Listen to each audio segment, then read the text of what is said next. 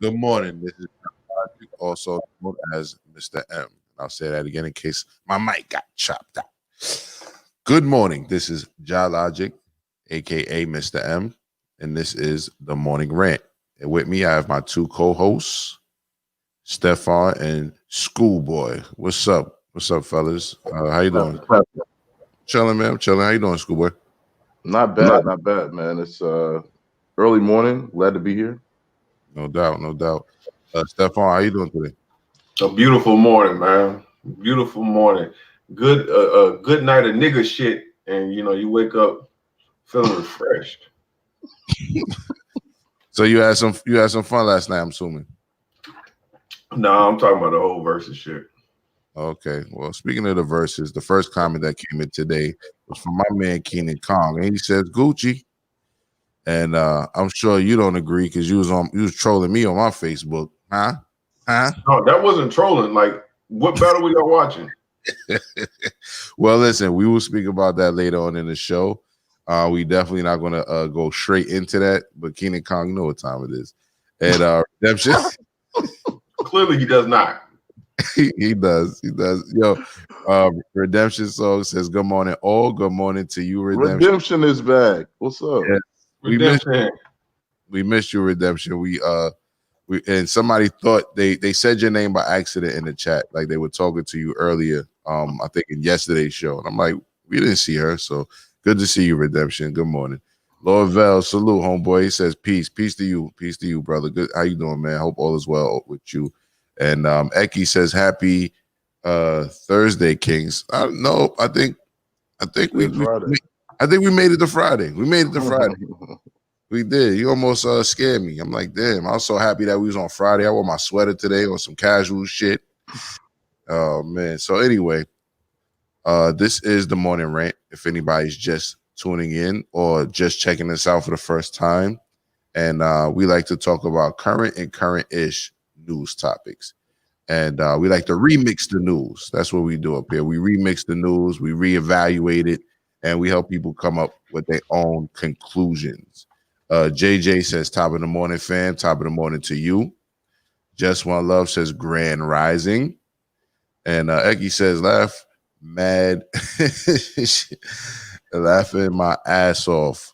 It sure is. Yes, it's Friday. We made it to Friday. So with that being said, everybody, happy Friday. You know what I mean? Hope everybody's having a great Friday. And you made it through the week. Salute to you.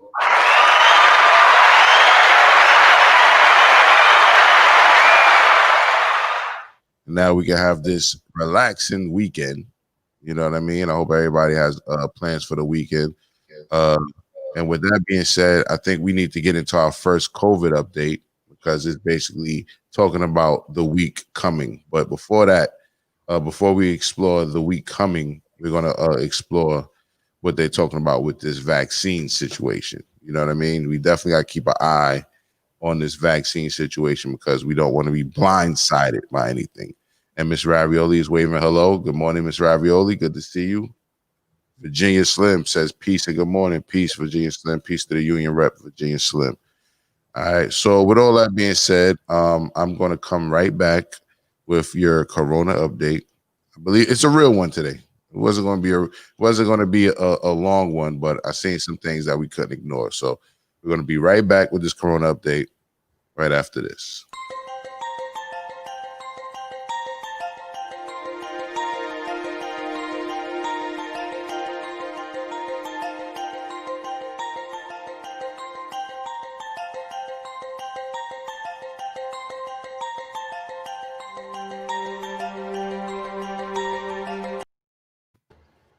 Morning, this is Mr. M, aka JahLogic, with your Corona update reporting for the Morning Rant here on iRant Network. So basically, they're talking about the Operation Warp Speed, which we heard about from President Trump, where he would have the army distributing the vaccine. And to me, that sounds suspect in itself. However, there is some news on it, so we're going to pay attention and we're going to watch it. We're going to roll this 1 minute and a half clip from NBC News and see what we can learn from it. While the Trump administration refuses to collaborate with the incoming Biden team on the pandemic response, the nationwide vaccine rollout will take months to coordinate.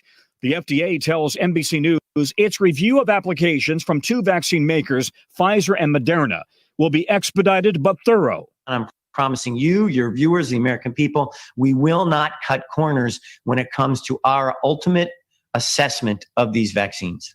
The Operation Warp Speed commander says the military is already coordinating a supply network through city and state authorities. We will begin distribution of the vaccine within 24 hours after emergency use authorization is approved. Pfizer will submit its application tomorrow. One distribution challenge: Pfizer's vaccine must be stored at -94 degrees. Moderna's vaccine doesn't need to be kept so cold, neither does Oxford's vaccine. Oxford has now released early phase 2 trial data showing promising results in both young and older adults. In South Carolina, syringe maker Apoject is prepared to turn out 45 million pre-filled disposable syringes every month. The advantage here is you have a single dose, as opposed to a 5 or 10 dose vial, which has to be pulled out and calibrated. Every dose is perfect and ready to go. Tonight, Dr. Fauci says getting the country back to normal will depend on how many Americans are vaccinated and how quickly. The more who are, the more that sense of normalcy may return in the 3rd or 4th quarter of next year. So you heard the man. With the U.S., they're talking about how many people get vaccinated and how quickly. So I think it's fair enough to say that most of us are not comfortable with the vaccine.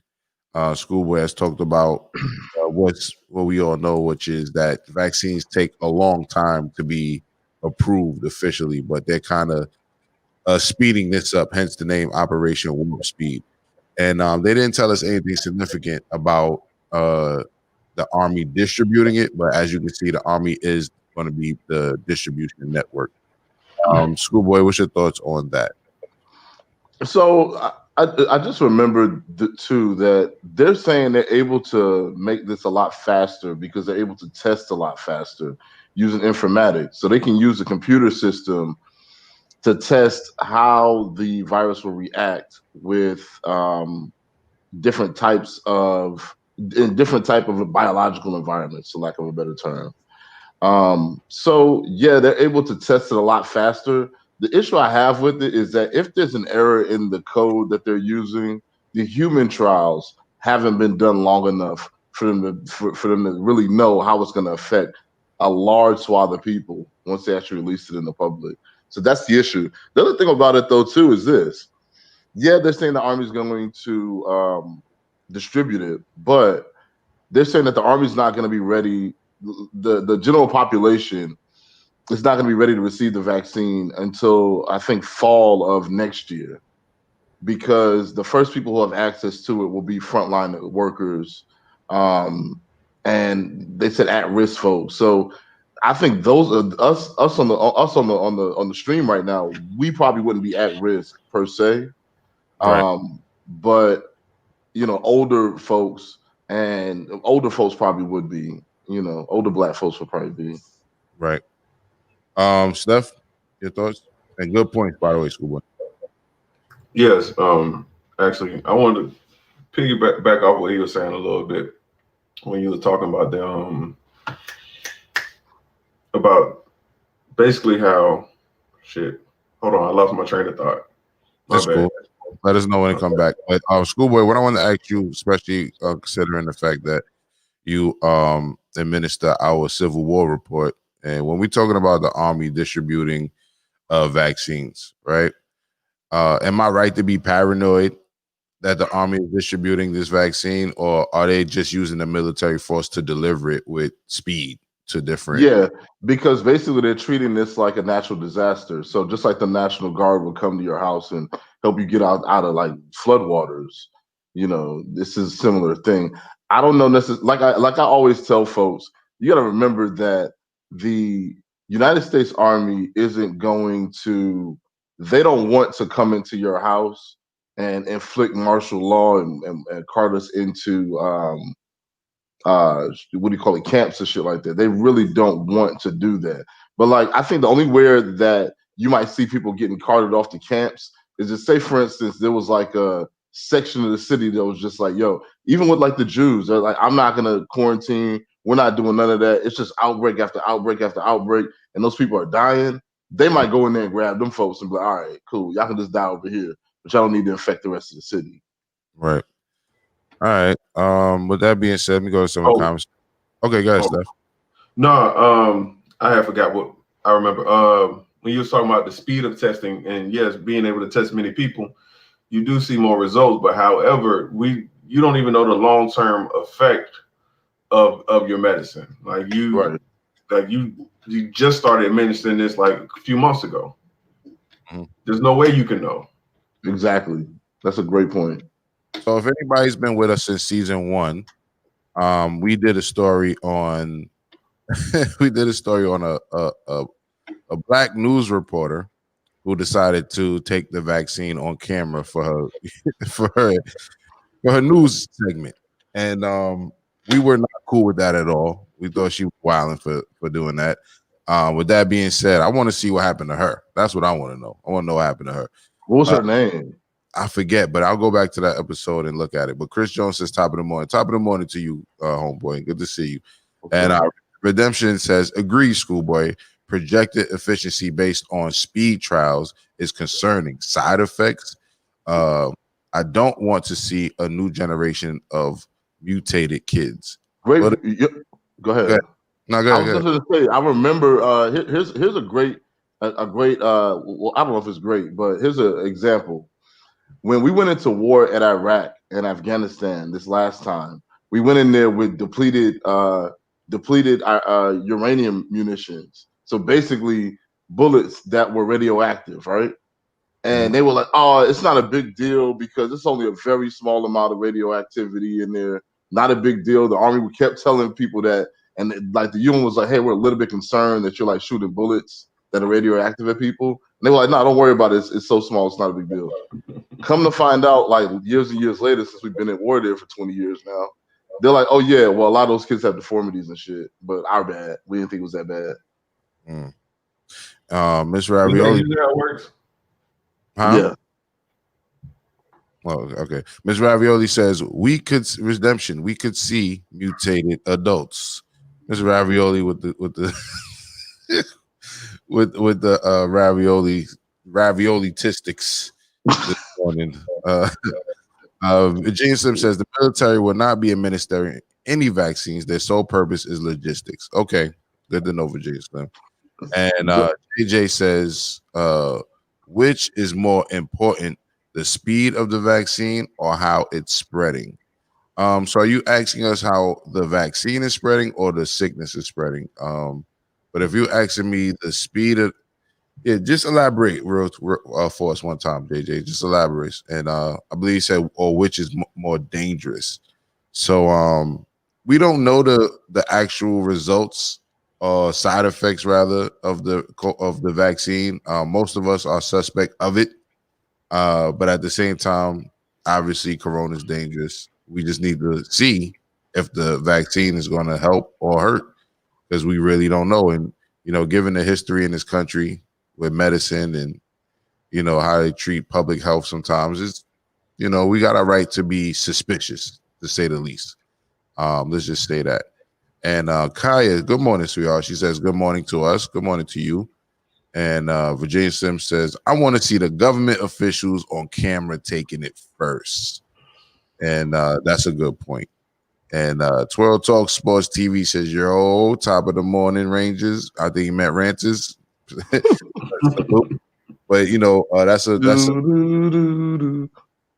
but that's obviously a spell check, because Ranters isn't a real word yet. We didn't get that big yet. So yeah. So good morning to you, brother. Good morning to you. And with that being said, Schoolboy is coming up next with the Civil War report, and we're going to talk about how basically your man Giuliani is having meltdowns. Correct, Schoolboy? Yeah, that's correct. That's correct. And it's indicative of what's going on right now. Right. So we'll break it down. Yes, we're gonna break it down. All right, so let's get this shit ready and let's get it popping. Schoolboy coming up next with the Civil War report.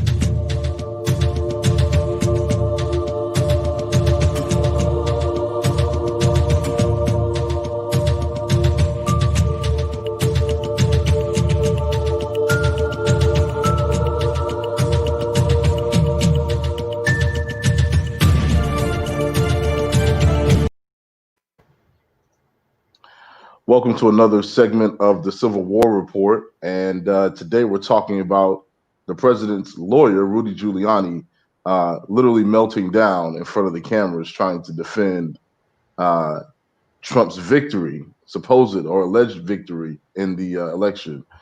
Obviously, Donald Trump is losing. The only state he had open left was Georgia that hadn't been certified. And even with the ballots that they found that they hadn't found before, Biden is beating Trump with that certification. So it's pretty much over for Trump. So what we're seeing here is Rudy Giuliani trying to defend the lawsuits that the president had put out to fight the results of the election. And let's just listen to him talk for a little bit about what it is that he thinks is the problem with the elections. Will you be asking that in Georgia, where you have two Senate races that have the U.S. District Court judges?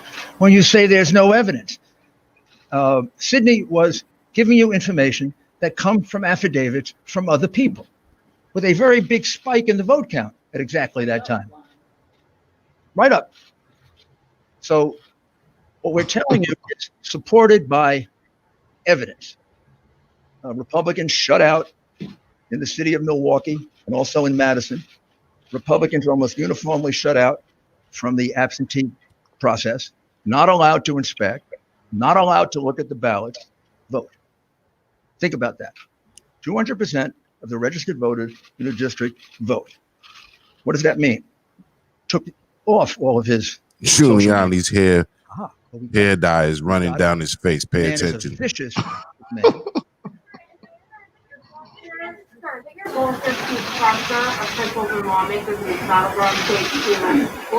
And keep wiping that shoe polish off the side of his face, man.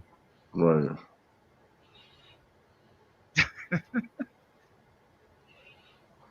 All right.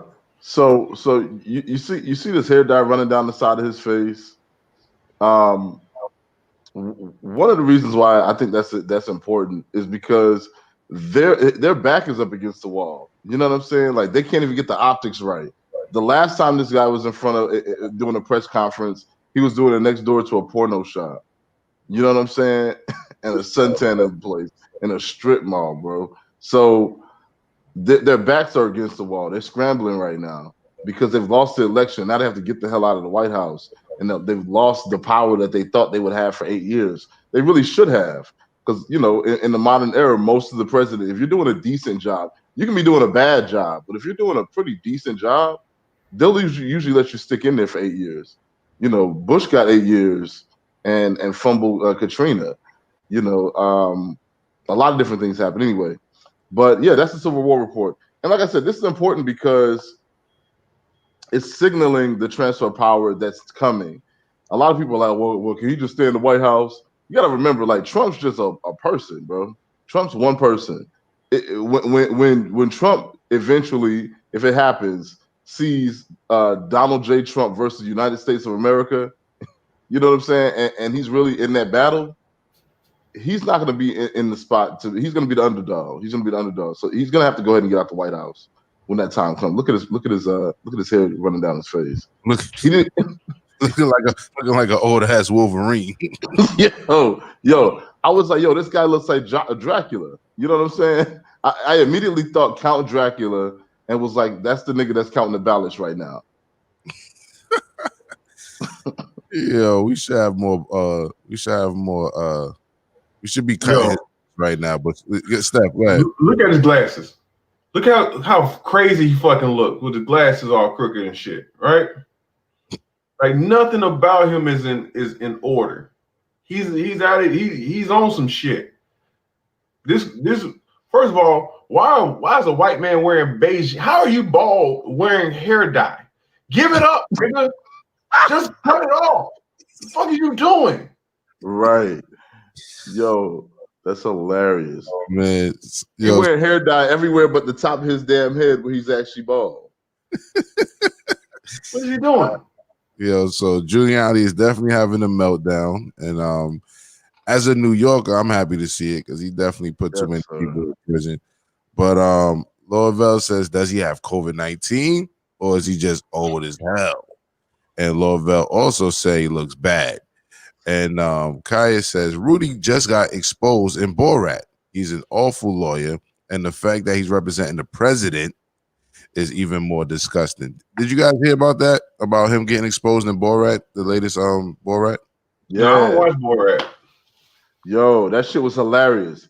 He says, so he's supposed to be interviewing a newscaster in Borat, right? but here goes the catch. The newscaster is Borat's daughter, who's 15. So, but she's playing it up like she's some kind of Republican newscaster or whatever. Long story short, the conversation's going well. He's giving her all of these compliments and shit like that. She's like, well, why don't we step in the bedroom to have a more private conversation? And he goes for it. He goes for it. And they got shots of him laying down in the bed. He lays down, he sits down on the bed, lays all the way back, and starts unbuttoning his pants when she walks into the room, right? Oh. Yeah. So he does this shit. And then Sasha Cohen, Borat, comes out the back like, no, Rudy, she's too young for you. And he puts his clothes back on and runs out, right? So he runs out. Long story. Now, Borat like jumped out of the damn closet somewhere, bro. He wasn't expecting that shit at all, right? So, so Rudy gets the hell on, and so later on, everybody's asking him like, "So Rudy, like, what were you doing? Why were you laying on the bed like that and adjusting your underwear or adjusting your pants?" And he was like, "Well, I was just trying to take my microphone. I was trying to take my microphone off." And I was like, "Yo, has anybody ever had to clip a microphone to themselves like they do on the TV shows?" Yes, I have. Yes. Oh, yeah. Okay, so you've done that before. Have you ever had to lay horizontal to take that off? Not at all. And so I'm like, yo, what were you doing? And the explanation didn't even make any sense. We know exactly what he was doing. He thought he was about to get that sloppy toppy, you know what I'm saying? Oh, man. And Kaya is being objective. Salute to you, Kaya. You get it. We got to be objective out here. She really wasn't really 15 though. Yo, but in the Catch a Predator shit, they really don't be 15 either. Them niggas still be going to jail. Right. When you fake texting a 15-year-old, like nigga, you don't have to really be 15. You know what I'm saying? You're texting a grown adult, but you meet up but you think it's a child. That's enough to put you behind bars. I don't see why this would be different. I mean, I think this needs to be exposed even more. That basically Borat, How to Catch a Predator, Giuliani. You know what I'm saying? I think we need to blow that up more. So we need to follow that. We need to follow that here on the show. Brooklyn Honcho says people all over the world. Salute to you, brother. Good to see you. Check in, and thank you again for your Cash App this week. For your support, it's much appreciated. He got a new avatar. Every time, so cool. If people take notice, make sure your avatar is on point when you leave these comments, y'all. All right. Kaya also says he knows when he loses and get put out, all their asses is going to jail. Do you think that's going to happen, Schoolboy? Do you think he's really going to get taken to court? Man, I really want him to go to jail, but I got a feeling that they're going to find ways not to put them to jail, even after they know that they're committing crimes. Schoolboy, what are you talking about, no, man? I'm serious. I think they're going to try to find ways to not put them in jail. We can't because of X, Y, Z, and this, that, and the third. And we're going to see people fucking getting pardoned and shit. I don't really see Donald Trump going to jail, but I see him. I see him. Let me just say this one thing. I think there will be states that he will not be able to travel to because if he travels to those states, he will go to jail. But I think he'll just avoid those states. No, schoolboy, you're totally wrong. He will be walking free, not unbothered. Every one of them, because they're white. They're white. They're always forgiven. They're not that dangerous. Me a bag of shells. Well, Redemption says the litigation is serious. That's why 45 moved to Florida. Like I said, he's not going back to New York. He ain't really trying to get that smoke. He's going to be the king of Florida. No, Steph? He's going to be the king of Florida? Shut that dumb shit up, man. He is. He's going to be the king of Florida. He's coming. Look. Y'all, hey, you know. Hey, if we being honest, Florida's a really red state, man. Yeah. Really red state. And we know how Florida steals some shit for the Republicans. You know what I'm saying? They will. They'll give Florida to Donald Trump. You know what I'm saying? So they could like pump up QAnon and shit like that and all that stuff. And just kind of, because that's the thing. That's strategically, it makes a lot of sense. All they got to do is cut y'all off from Georgia and a little bit of Alabama. We good. Okay. So hold on, I think we missed a few comments. Let me give me a second to scroll back up and catch these comments. So here we go. Virginia Slim says, NYC folks, how was Rudy as a mayor? Because he's trash as a lawyer. So as a mayor, it was well known that, like, I think The Lock said this line. I think he was throwing a party for niggas in prison. You know what I mean? And they couldn't put it more poetically. When Giuliani was mayor, you know, he was tough on crime. You know what I mean? And tough on crime, aka means let's lock up more black folks, because we the ones who get locked up overwhelmingly for nonviolent crimes and shit that shouldn't be send people to jail for years and all that. So he took a lot of people out of their households. Let's say that. And but outside of that, that's all he was known for. You know what I mean? They kind of like try to glorify him for doing other shit, but that's what he was known for. And you know, I don't really care for him. You know what I'm saying? I don't really care for him since he was mayor. So let's just say that. And Redemption says, from 4 seasons, total landscaping to this, lobbying mercy shots. And I think we read this already. And Mills Lane says, good morning, Ranters, Facebook and YouTube. Salute to you, Mills Lane. Salute to the big homie Mills Lane from The Lane and American Culture Topics. Make sure you subscribe to Mills Lane's YouTube page and check that out. And Ms. Ravioli actually responded to what Jay said. I think it was in reference to the vaccines and COVID update. So I think we missed a few comments in regards to the COVID update. So I'll read them. Ms. Ravioli says, JJ, neither is more important than sea moss, bladderwrack, burdock root, elderberry, and other fixing, I guess she meant, you know, herbal properties. And Kaya also said the vaccine was created way too quickly for me. And Toro Talk Sports says Syracuse, New York has over 200 new cases in 24 hours. So let's just also throw that out there. And Redemption is speaking about the topic at hand, which is Giuliani. And she said Giuliani is fuck nuts. And she also says spot on at Jah. And Chris Jones says, I believe what Steph is saying is white people are going to protect white people, period. Oh, that's exactly what I'm saying. Okay, so I guess we're since I guess the president is the president of the United States of America, we're addressing white supremacy as being part of the problem again. Is that what's happening? Yeah, that's kind of how it happened. Yeah. Redemption is asking Ms. Ravioli, are you suggesting that COVID may be treated holistically? And me, as someone who likes to believe in holistic practices, we have to take the holistic approach as a preventative measure. We can't look at holistic things as something that will just straight up cure you. It's something that you should add into your regular diet. So if and when, creator forbid, you ever come in contact with any viruses, diseases, ailments, your body can have what it needs to produce what it needs, even better, to fight it off. So I'll say that when it comes to holistic. I don't know what Ms. Ravioli's answer would be, Redemption, but I'll say that we can holistically prepare our bodies to fight. But holistically, we can't just say we could just cure anything with, you know, the right thing. So JJ says, I'm just saying, Ms. Ravioli, the COVID vaccine is the fastest vaccine ever made / put on market. The chickenpox shot allegedly now qualify you.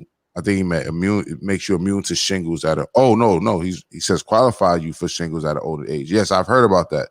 So have you heard about this, schoolboy, that if you took the chickenpox shot, that it could cause you to have shingles in your older age? Have you heard about that? Well, it makes sense because if you've ever been exposed to chickenpox, you now have a possibility that you'll get shingles as an older person. So if you're shooting a vaccine into your body, you just shot it into your body, whether you had it or not. Right. With that being said, oh well, people still on the COVID topic, so let me just. I will say this. I will say this though, in regards to the Civil War report, the violence has died down, son. The violence. I would say like the election violence has died down some, but we heard about this kid in what state was that? I want to say Louisiana, who a 15-year-old kid who just ended up missing from school the other day. I think we talked about it here. Mm-hmm. We need to do a full report soon where we talk about all the violence that happened over the past year. Yeah. You know, Brooklyn Honcho is asking a question based on the COVID update that we had before the Civil War report. He says, how often should people get tested? Well, me personally, never. I'm not going to say never. I'm going to say be strategic about it. If you plan on being around family and friends, which is something I didn't get a chance to get into with the COVID report, but I'll just say it now. Now they're urging people to stay home for Thanksgiving. They're claiming that there's tens of millions of people planning to travel. I don't know where they got their number from, but at the same time, they're saying it's tens of millions of people planning to travel. So, and they're also saying don't expect to be able to get a COVID test after the Thanksgiving weekend, because it should be probably a lot of people getting tested based on all the people traveling. So, my thing is be strategic. If you plan on staying with family for a long period of time, maybe you want to get a test and then quarantine until that results come and then go see that family member. That's what I want people to do if they want to come to my house and spend a few days. Get yourself tested, stay home, and then on that third day when that test results is available, I'll come pick your ass up. You know what I mean? And then and then we can have what's called a social pod. They're promoting these social pods now where they're a group of people who know they're negative that stay around each other. But go ahead, school. So the problem with people trying to get tested before they go on holiday vacation right now is that you would have had to test 2 weeks ago, stayed in quarantine, and be coming out for Thanksgiving. But I don't know if that many people were thinking about it like that. A lot of people are going to try to get tested like this weekend, right? And then go, and they could definitely be, infected. It just didn't show on the test. Yeah, that's a fact. That's a fact. I'm just saying, just in general, be strategic. Like he said, you're gonna know you're gonna need that space in between. There's different tests that come back at different times, I think, but they did approve the home testing. The kits, I didn't see them available yet, but they did approve the home testing. However, be strategic. If you're going to go out there and subject yourself to a Q-tip up the nose and all that, listen, just do it based on the fact that you're probably going to see some family and be around them for maybe a whole vacation, a week or two, and do it well in advance and stay your ass in the house until the results come, and then go straight to your people. Ms. Ravioli says, at Jah, exactly, prepare your soil so that evil seed fails to grow. So poetic from Ms. Ravioli. And Chris Jones says, it's always been like that. It's written in the rule book when they was making rules throughout time and history. Speaking of white people protecting white people. And Keita Carl says, it's 2020, technology has advanced. Vaccines shouldn't take 2 years to test anymore. That's a different point of view on it. How do you feel about that, schoolboy? Well, that's the thing. What he's right is what he's saying is true. However, they can test it on the computer. It just time is the issue. Time is the issue. So that you need to test it on human subjects in population to see what actually happened. What we're gonna get is a vaccine that has projected results. Right. based on a small sample study. It's not based on real world activity. So when they actually release it, then we're going to start getting real world activity. Right. And Kaya says it's true, but there's no vaccine for shingles. But there is also a vaccine for shingles too. Interesting. I'm gonna read that again. I think my mic might have chirped out due to some background noise. Kaya says, yes, it's true, but there is also a vaccine for shingles too. Good to know. Thank you for that, Kaya. And Virginia Sim says the continent with the lowest COVID cases, Africa, has been using natural cures for the virus since May.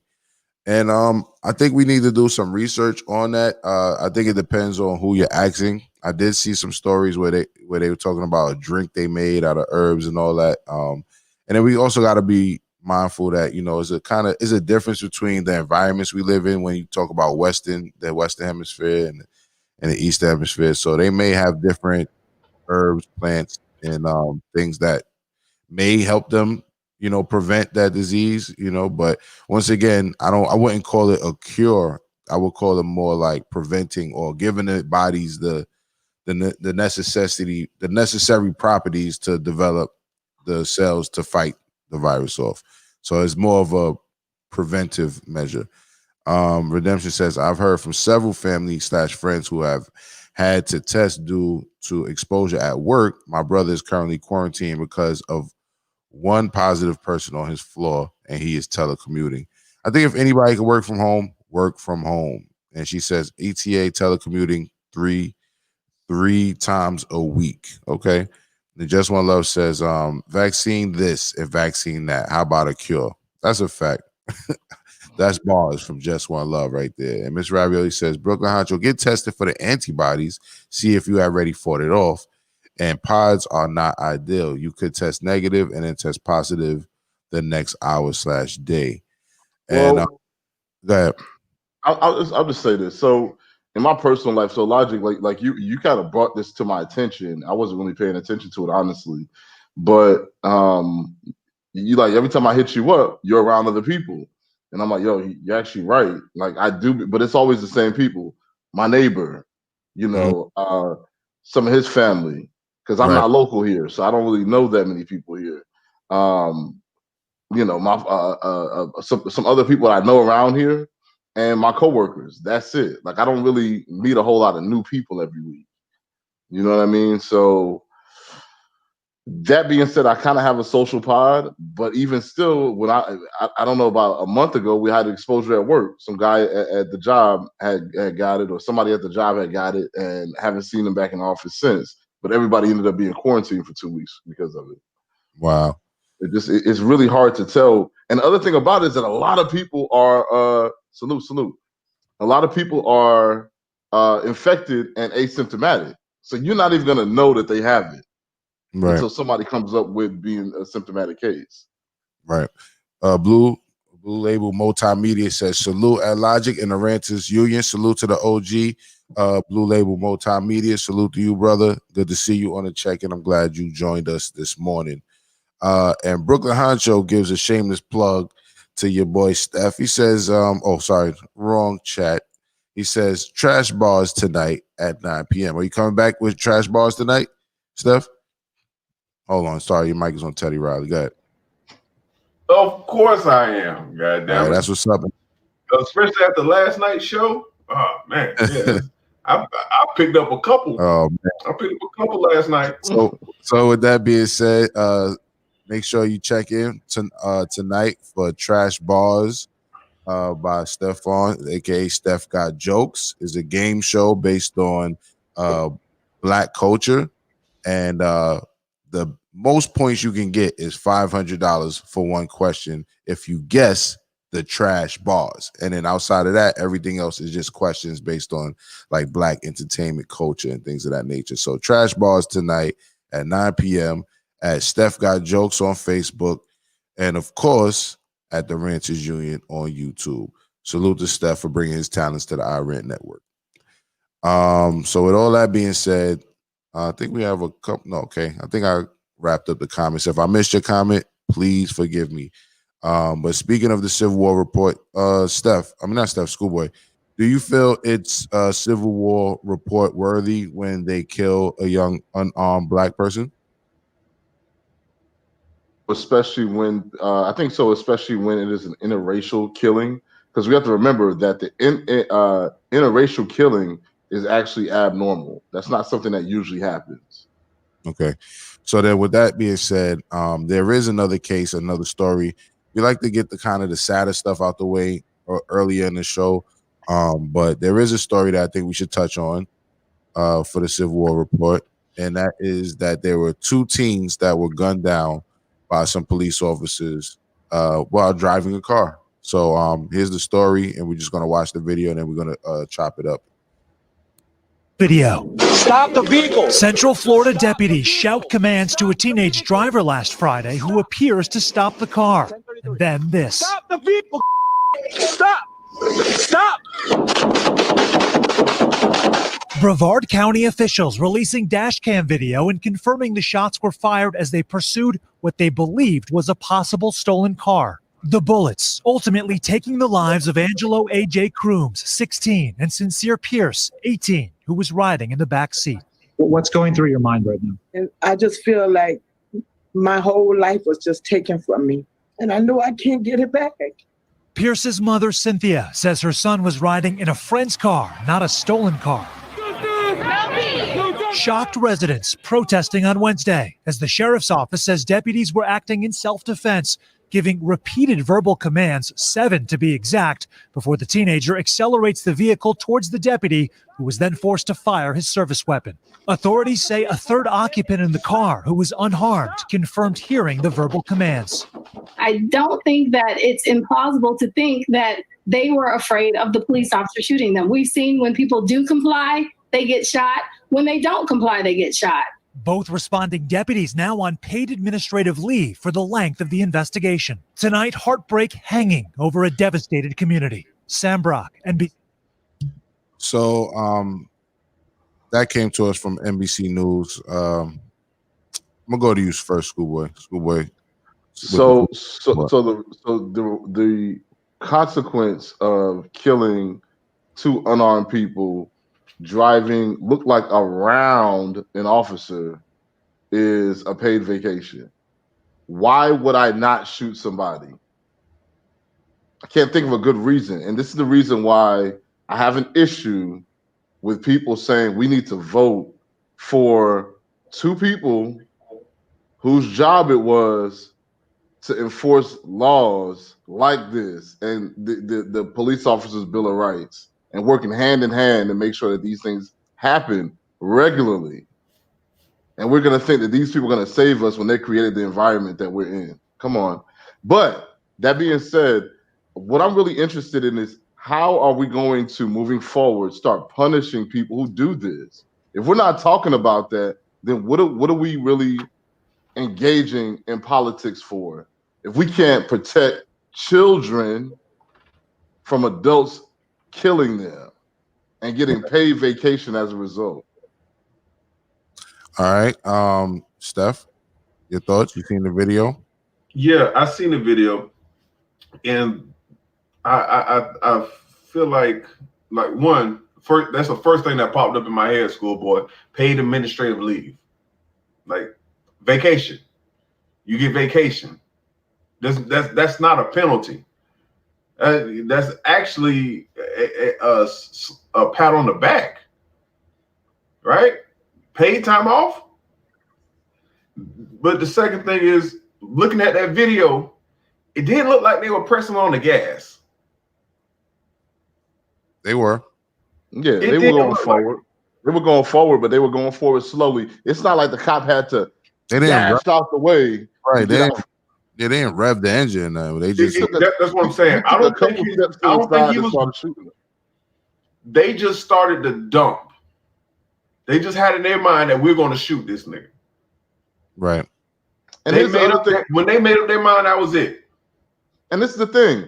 They're saying, well, we thought it was a possible stolen car. Yo, I really cannot stand when people say stuff with nothing to back it up, and we just have to believe it as a result. So they thought it was a stolen car. Why did they think it was a stolen car? Show us the report that says that this is a car that was stolen. because after these kids are dead, now the mother's saying, no, that was his friend's car. So did he steal his friend's car? Yeah. Why do we think the car was stolen? We know why they thought the car was stolen or why they would say that. We know that. We're not going to play like we don't. You know what I mean? You know, I didn't tell y'all this story, right? But a couple weeks ago, I got pulled over, right? And he pulled me over, and he said, and I ain't gonna lie, my light was out, my headlight was out, and my tag light was out. Right? Okay, pull me over. Now you want to see my ID? Cool. You run my ID, you don't get nothing. All right.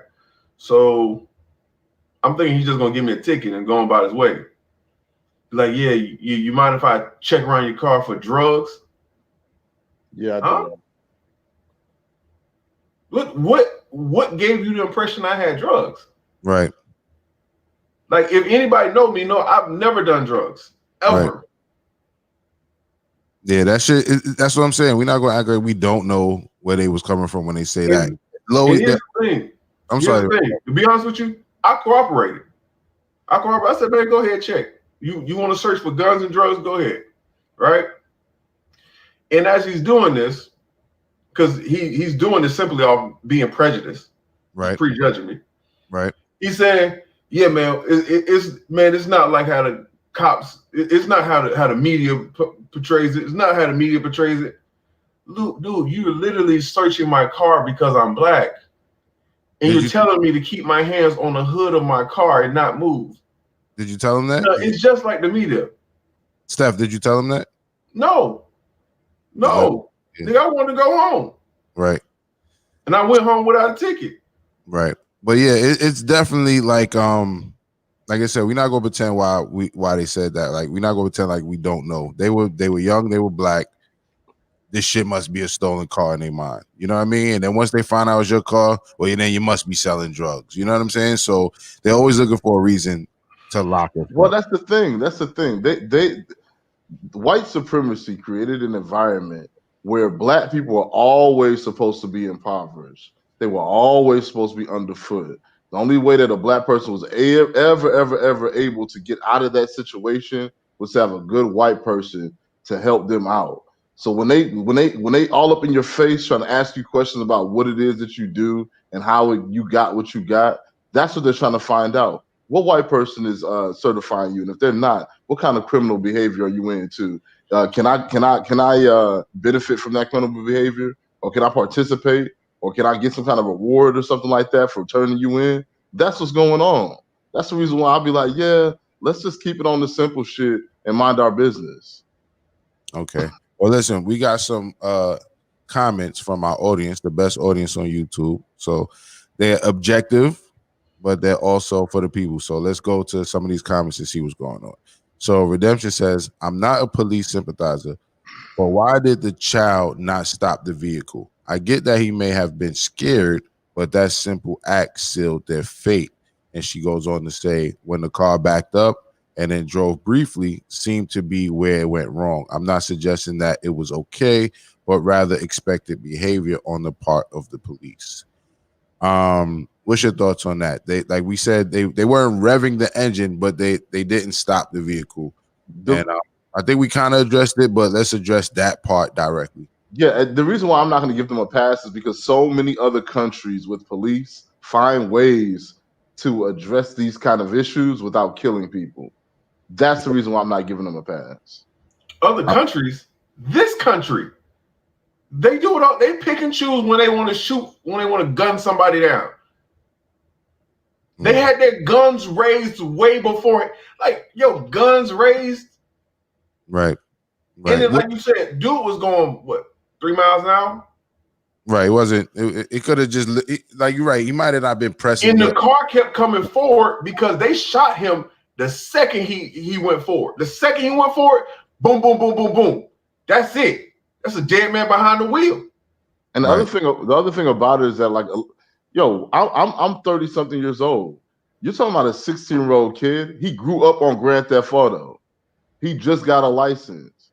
He think he got 3 stars. He about to drive home and maybe, pop out of the damn car walking out of jail after this shit because he ain't never been before. Like, that's what's going on. And, yo, this kid is 16. He don't know what the hell's going on. His mind isn't even finished growing yet. Right. The 18-year-old, his mind isn't finished growing yet. Whatever girl was in the back seat, thank God she's not dead. They don't know what the hell's really going on in this life. You don't really, but again, they didn't have to kill those kids. Here's the thing: let them drive the hell away. You have the license plate. It's gonna stop at some point. Right. Exactly. So like we were saying earlier, they didn't rev the engine. They didn't stop, but they didn't rev the engine. He could have literally just had it in drive without even been really on the gas. And like Steph made a good point and said basically it was a dead man behind the wheel from once the car kept moving, which could have been him trying to park. It looked like they were in front of a house. So it could have been him trying to park or pull into the driveway so they can get out and go to the house and say, look, we're just at my friend's house or whatever the case may be. But Just One Love brings up a good point, and it's mine as well. 4 blown out tires could have easily resolved that without more black boys dead. I agree wholeheartedly. They could have definitely just shot out the tires if they felt that they were scared. But I also want to talk about when the car was moving, they kind of the car was turning. So it wasn't like they was turning towards the cop. It was turning towards the property. So the cop, that fear for my life bullshit, to me, that's bullshit. You know, he wasn't moving like he feared for his life. Just that bullshit. He wasn't moving like he was fearing for his life. He was moving like he was trying to get out the way of one of the little kid vehicles. Okay, he took 2 steps and was out the way. 2 real slow ass steps. He wasn't moving his feet fast. Right. He was doing all of that while pointing his gun like this. So he wasn't in no mortal danger. Like, get the hell out of here. Not at all. Brooklyn Hunter says the cop was trigger happy. The cop could have either shot the tires or called back up, which is like what Schoolboy's saying. You got the car, you got the make and model, the license plate. They were not speeding. They were not driving off in a hectic manner. You could have easily just said, look, we need backup. This car is on the road, and followed the car. Because you know what they do when you're on motorcycles, they're told, I don't know, certain cities, but New York City, you're not supposed to chase the motorcycle because you can hurt people. Right. So they could have kind of used that same approach. Like, we're not going to just turn this into a high speed chase, but we're going to follow you till we get you to stop or till we can block you off. You know what I mean? They were in a residential zone as well. So that's another thing. They weren't on a highway. It wasn't anything like that. So they definitely could have got up with those children without having to kill them, those teenagers. JJ says, did they ever try to approach and talk to the individuals, or did they just see cops and not comply? The media can be tricky on painting a narrative.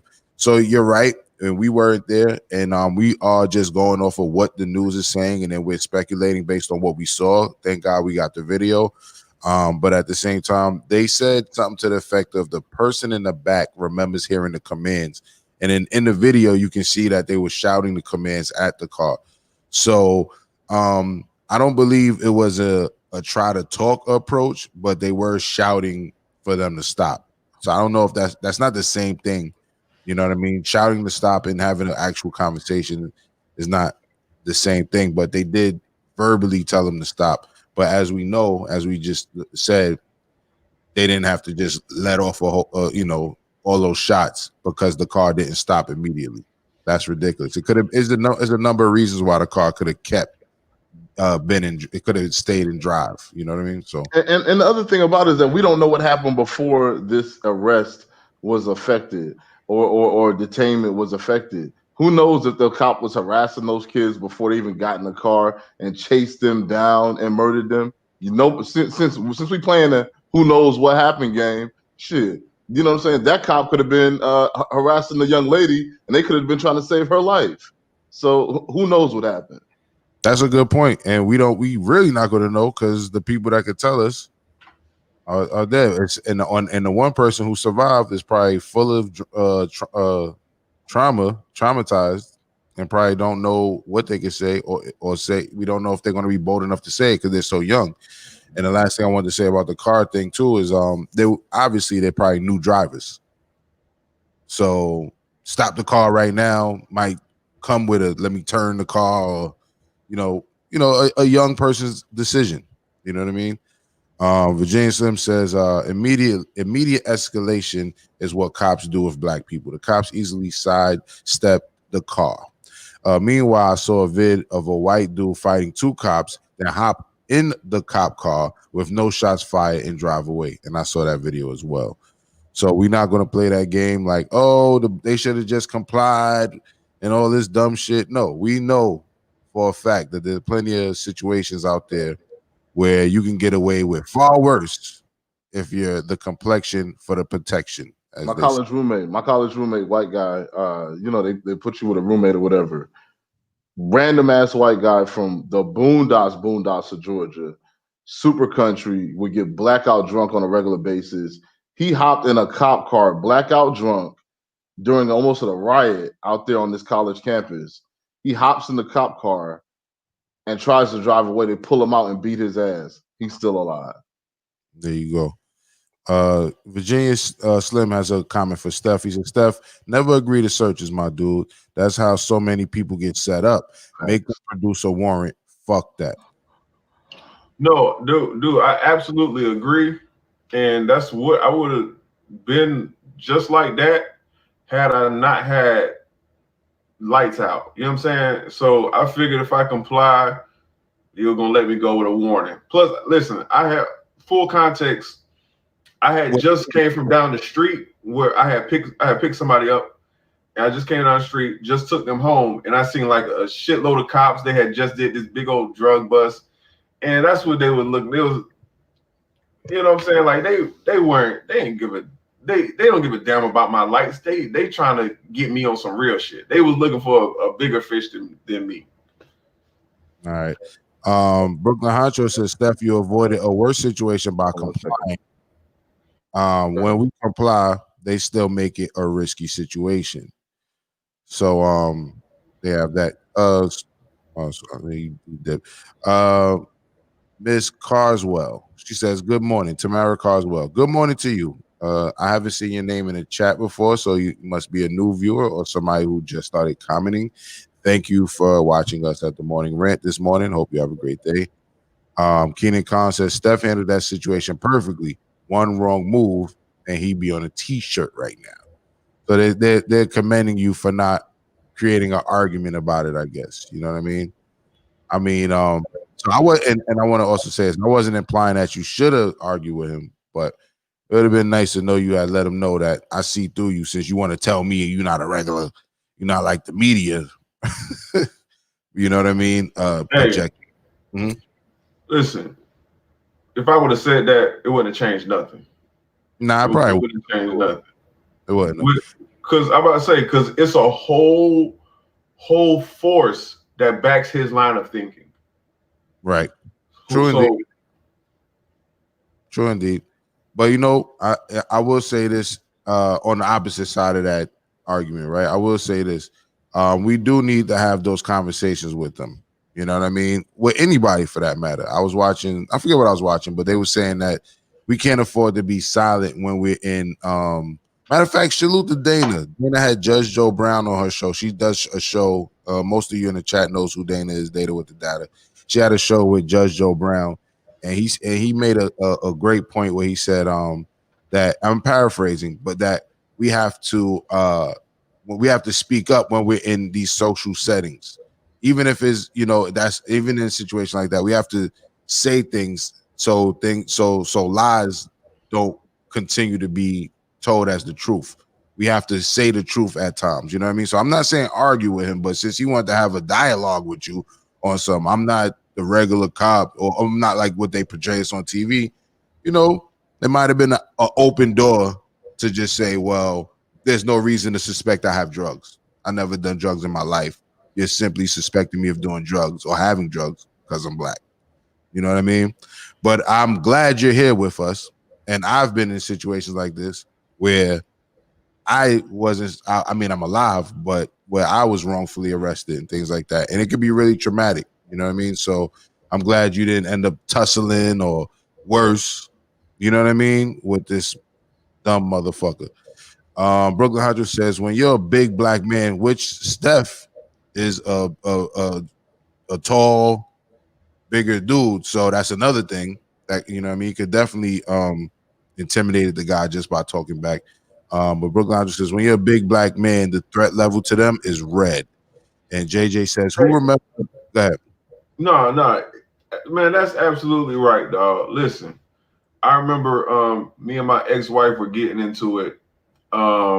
She's literally like the neighbors called the cops. I'm literally downstairs. She's upstairs throwing my shit off the balcony, right? It was a big old blow up, right? She's throwing my stuff off the balcony. The police show up. I'm like, hey, man, she just throwing my shit. They got their hands on their guns. Like, calm down, calm down. What do you got your hands on the gun for? Right.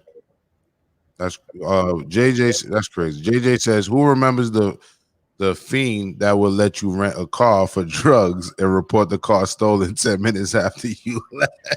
Yo, I don't know who JJ is in the comments, but I feel like we must know each other.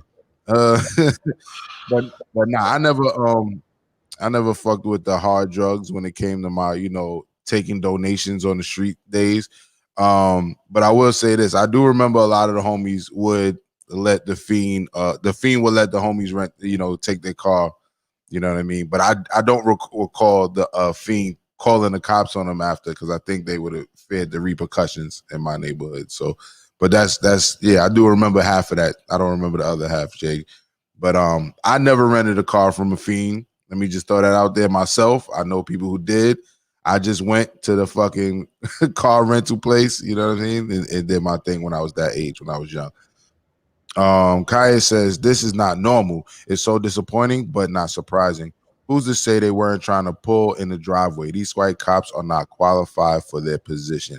That's a fact, and it definitely looked like they was trying to enter the driveway and not drive off into the street. That's a really good point. Brooklyn Hodge says, the kids wanted to do the dash, but that doesn't warrant gunfire. Facts, which goes to our earlier point, even if they were leaving, you had all the ample time to get the description of the drivers, the car, the license plate, and call back up and block them in. Redemption says, I'm with you. However, addressing this from a legal standpoint, this is why we get mad when outcomes aren't in our favor. The simple movement, however slow, is what will be used to justify. And I agree, they will try to justify it with that. However, like Schoolboy said, we have to push for our so-called representatives to start penalizing these things when it's unwarranted. So they can't tell us it's warranted when we can clearly see that he could have skipped out of the way of this vehicle, and the vehicle wasn't even going into the street, and the vehicle was going onto the property. It's a lot of reasons why they, we need to see people like this get punished. But I hear you, Redemption. There's definitely a legal standpoint and a black and white standpoint they're going to try to use. You know what I mean? And I don't say black and white, I mean in race. I mean, they're going to try to, make it black and white textbook. Oh, well, we told them to stop. They were in a motor vehicle. They didn't stop. The motor vehicle has the power to, hurt me, etc. So, and that's why, remember we were talking about this before, and I said something about the stop resisting conspiracy. So whenever they see y'all pop open the phones or whatever, or see people pop open phones and start recording, and they're beating somebody's ass, they're beating somebody's ass and screaming at that person, stop resisting. Yo, I can't stand that shit. Because when they get into court, what they're going to do is they're going to bring witnesses, and the witness is going to say, well, we saw some kind of scuffle and we heard the police screaming, stop resisting. And then they got the person arrested. Meanwhile, the person's got broken bones. They done punched them in the nuts a couple of times while they're handcuffed and all kind of shit. And all we heard was stop resisting. Facts. And that's what's going to happen. So they're going to say, well, we saw the tire rotate 2 degrees towards us, and we said we do what we had to do. I'm gonna go home with my kids. That's why what I was screaming when I went through that shit with the tussle and all that. I wanted the neighbors to hear Jesus.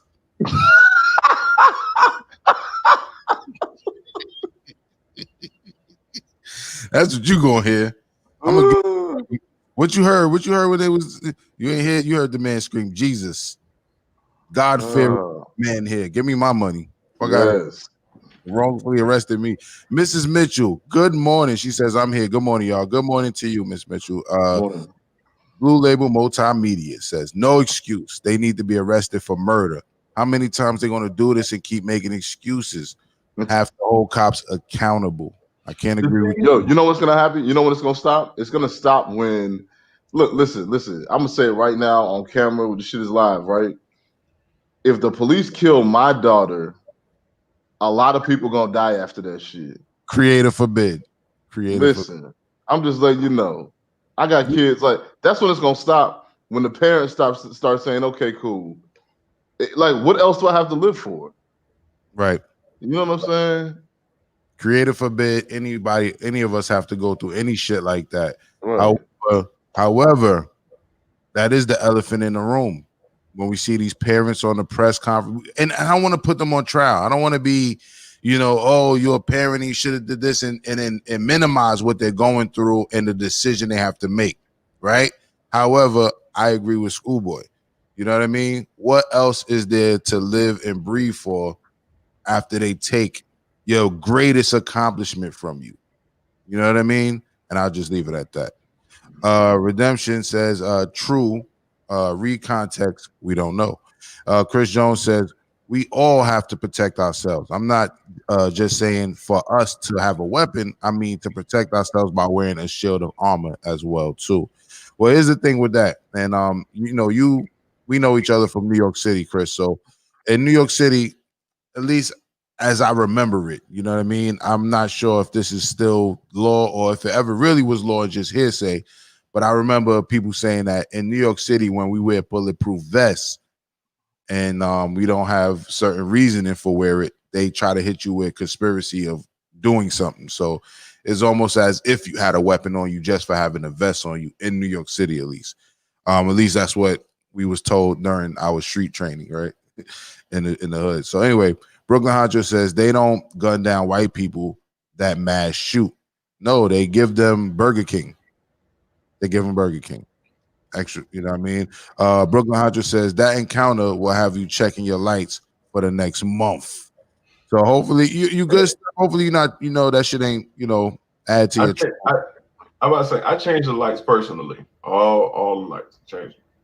Yeah. But that being said, bro, if you having issues with looking in your back mirror, you need to go to the doctor and let them know you're having issues with PTSD.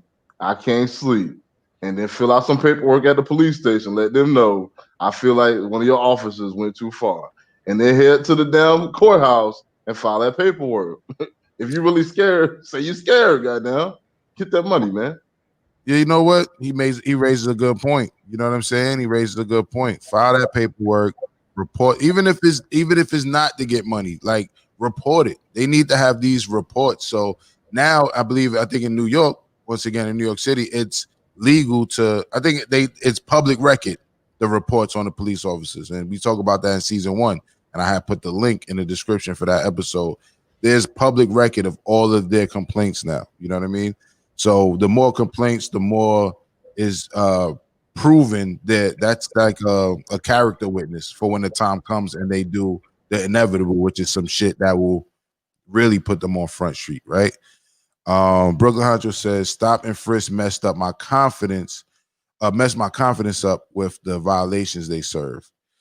Oh man, I'm sorry you had to go through that, man. Yeah. So and I know you from New York City as well. So stop and frisk was a real thing. They definitely was violating motherfuckers, pulling your pants down, all types of shit.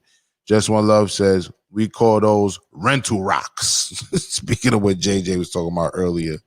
And Chris Jones says, it's an old saying, tell me anything because I'm black, because they'll believe that we're black people, that they will think that we'll believe anything what people's telling us.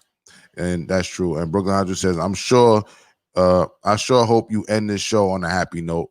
Well, on a funny note, at least. I don't know how happy it's going to be, but it'll be funny. And Josh says, Redemption says, Jesus. This is America. This is a Christian nation. You got to let the neighbors know that they're harassing a God-fearing man outside. You know what I mean?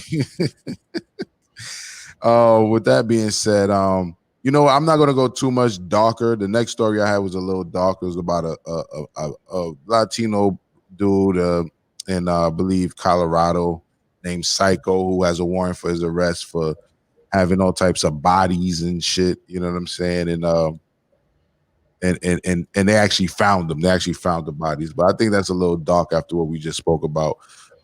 So we are going to talk about something semi-dark, some dark. I'll just say dark, but at the same time, we're going to talk about white privilege right now. We're going to talk a little bit about white privilege. So this next story we want to highlight is about a cheerleader who buried their stillborn baby and got probation. All right, so we're going to play this video, and we're going to play it for research purposes. I am very sorry. The cheerleader acquitted of murdering her newborn baby has now officially been set free. I suffer a lot in silence, and I do show remorse, and I am very sorry, and I hurt a lot. I just want to show that I can be a normal person again. Skylar Richardson wore a black mask and sat behind a plexiglass barrier as the judge released her from probation 2 years early. There is nothing in the 3 years that I have been supervising you, Ms. Richardson, that has happened that leads me to believe that you're going to commit any crimes in the future. So I am going to terminate your probation effective today.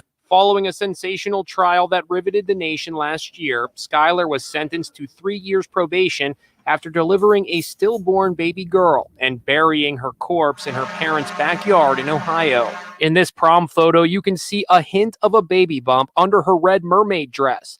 Just 2 days later, she gave birth secretly in her parents' house in the middle of the night. She took this selfie the morning after giving birth. She's in the gym, already working on getting her body back in shape.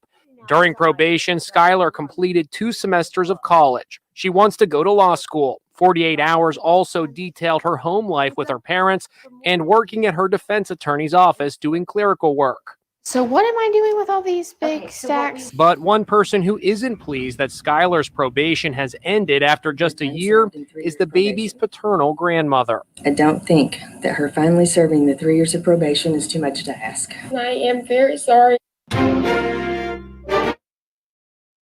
All right, what's your thoughts, fellas? Let's get straight to it. Schoolboy, what's your thoughts, bro? This lady, your mic is on Teddy Riley.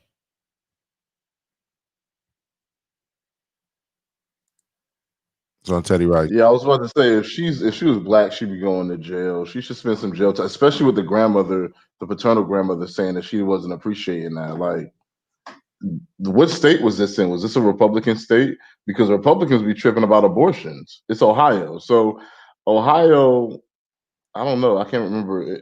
Ohio is really rural. You know, long story short, she's a little blonde cheerleader. She got off because of that shit. There's no real reason for her not to be going to jail for that. We got women in jail now for saying that they lived in one side of town as opposed to another to try to put their kids in a better school. Right. So how is it that and the other thing about it, what kind of fucking parents are these? How can your daughter give birth to another human being in your house and you don't go check on her? Right.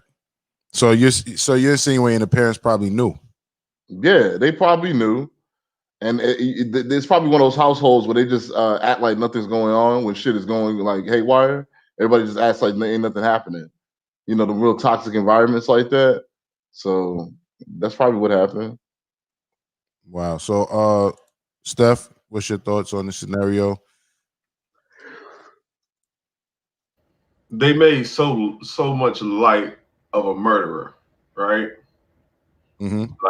Like literally the fact, like everything from the way their soft tone to them bringing up her pleading her case, wearing a black mask behind plexiglass, all useless information and shit. They terminated her probation, dog. Mm-hmm. 3 years. 3 years of probation, not jail time. We know niggas who be getting probation for 10 years. How long me on probation? Like 11 years? Niggas on probation for having a little bit of drugs on them. This is actual murder. But wait, let me say something. They said the baby was stillborn. Does that means the baby's dead at arrival? Okay, so that's fair. But the baby's probably stillborn because she didn't go to the doctor. She pressing tight clothes around her stomach and shit like that. Like, what kind of prenatal care did she do? She probably didn't do any. Did she do her due diligence so her parents should be going to jail? How old was she? You know what I'm saying? Like all these different things. If they didn't have the money for that lawyer and shit, they would have been going to jail. Right. Somebody would have went to jail for this shit. Yeah. Did you see what kind of property they were living on? Yeah, I noticed that. Didn't they say that one of her family members had that law firm or something like that? The law firm she was working at now? She has some type. She's working at the law firm. She's working at the law firm of the attorney who's defending her. Oh, okay, all right. So with that being said, I'm gonna go to the comments. Virginia Sim says she should have gotten hit with the desecration of human remains. And facts. Keenan says evil. Facts. She didn't even give a fuck about giving that baby a proper burial. She just straight planted it, put the baby in the backyard, in the parents' backyard. Like that. It's fucking creepy. Mike from Boston says, but she didn't kill the baby, did she? It was a stillborn baby. Redemption. Salute Mike from Boston, by the way. Redemption says privilege personified. Facts. And Mills Zane said that baby got no justice. And I'm gonna have to agree with you there. And Redemption says it was the day in the life madness for me. Clearly, the media is trying to help convey the idea of redemption, right? So that's another thing I was gonna say. So as a media producer, a filmmaker, all that, I realized that they had to plan to go get that B-roll footage, what's called B-roll footage. So they went to the law office with her, grabbed the B-roll footage of her doing her job as if she's some type of upstanding citizen now. You know what I mean? All for the story. So the story was definitely a little biased in itself. But you know, here we're gonna remix the news and keep it real with y'all. What's funny is that the same media painted Trayvon Martin as a villain for walking home. Indeed. You know what I mean? So that's why we do what we do here. Brooklyn Honcho says they didn't say how she took her simple as back inside to finish partying. No remorse. Well, they did mention how she was back in the gym the next day. They didn't talk about the partying part, but they did mention how she was back in the gym, which in the gym the day after having a baby sounds crazy. You know what I mean? Just One Love says, as long as we still have black boys being killed unjustified, we still gonna have white privilege situations like this. Facts. Keenan Collins says she buried the child in the backyard and took a gym selfie the next day. What the fuck? Exactly, Keenan. And Turn, the United Ronin Networks. My big bro Ralph says, salute to you, big bro. I'm glad you're on the check-in this morning. Salute to you. Mike from Boston says she definitely got a lack of remorse.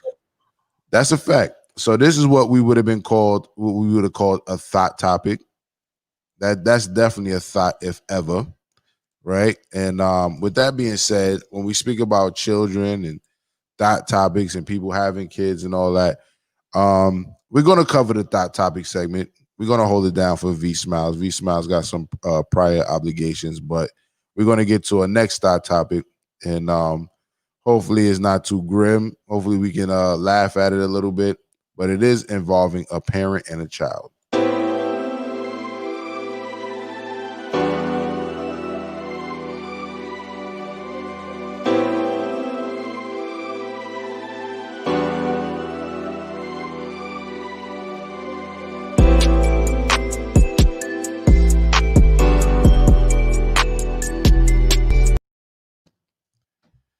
So I'm Mr. M, aka JahLogic, sitting in for VeeSmilez with today's thought topic. And we're just going to panel discuss this one. So let me go ahead and pull the panel into it immediately. This is a child getting yelled at by their parent, and we're just going to listen to the context of the argument, and then we're going to break it down.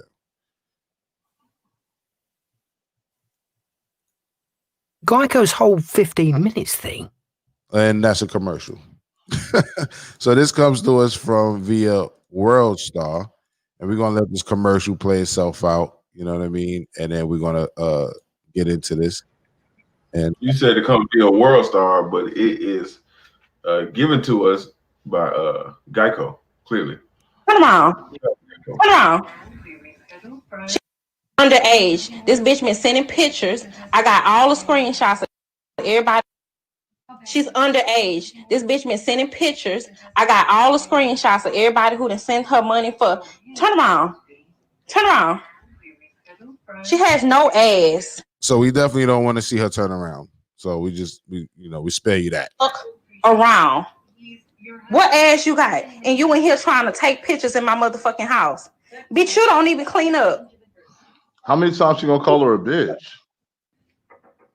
Like, you in here taking ass pictures and shit in my house and asking motherfuckers to cash app you $5? What's $5? At the motherfucking camera so your bitch ass friends can see how nasty you is.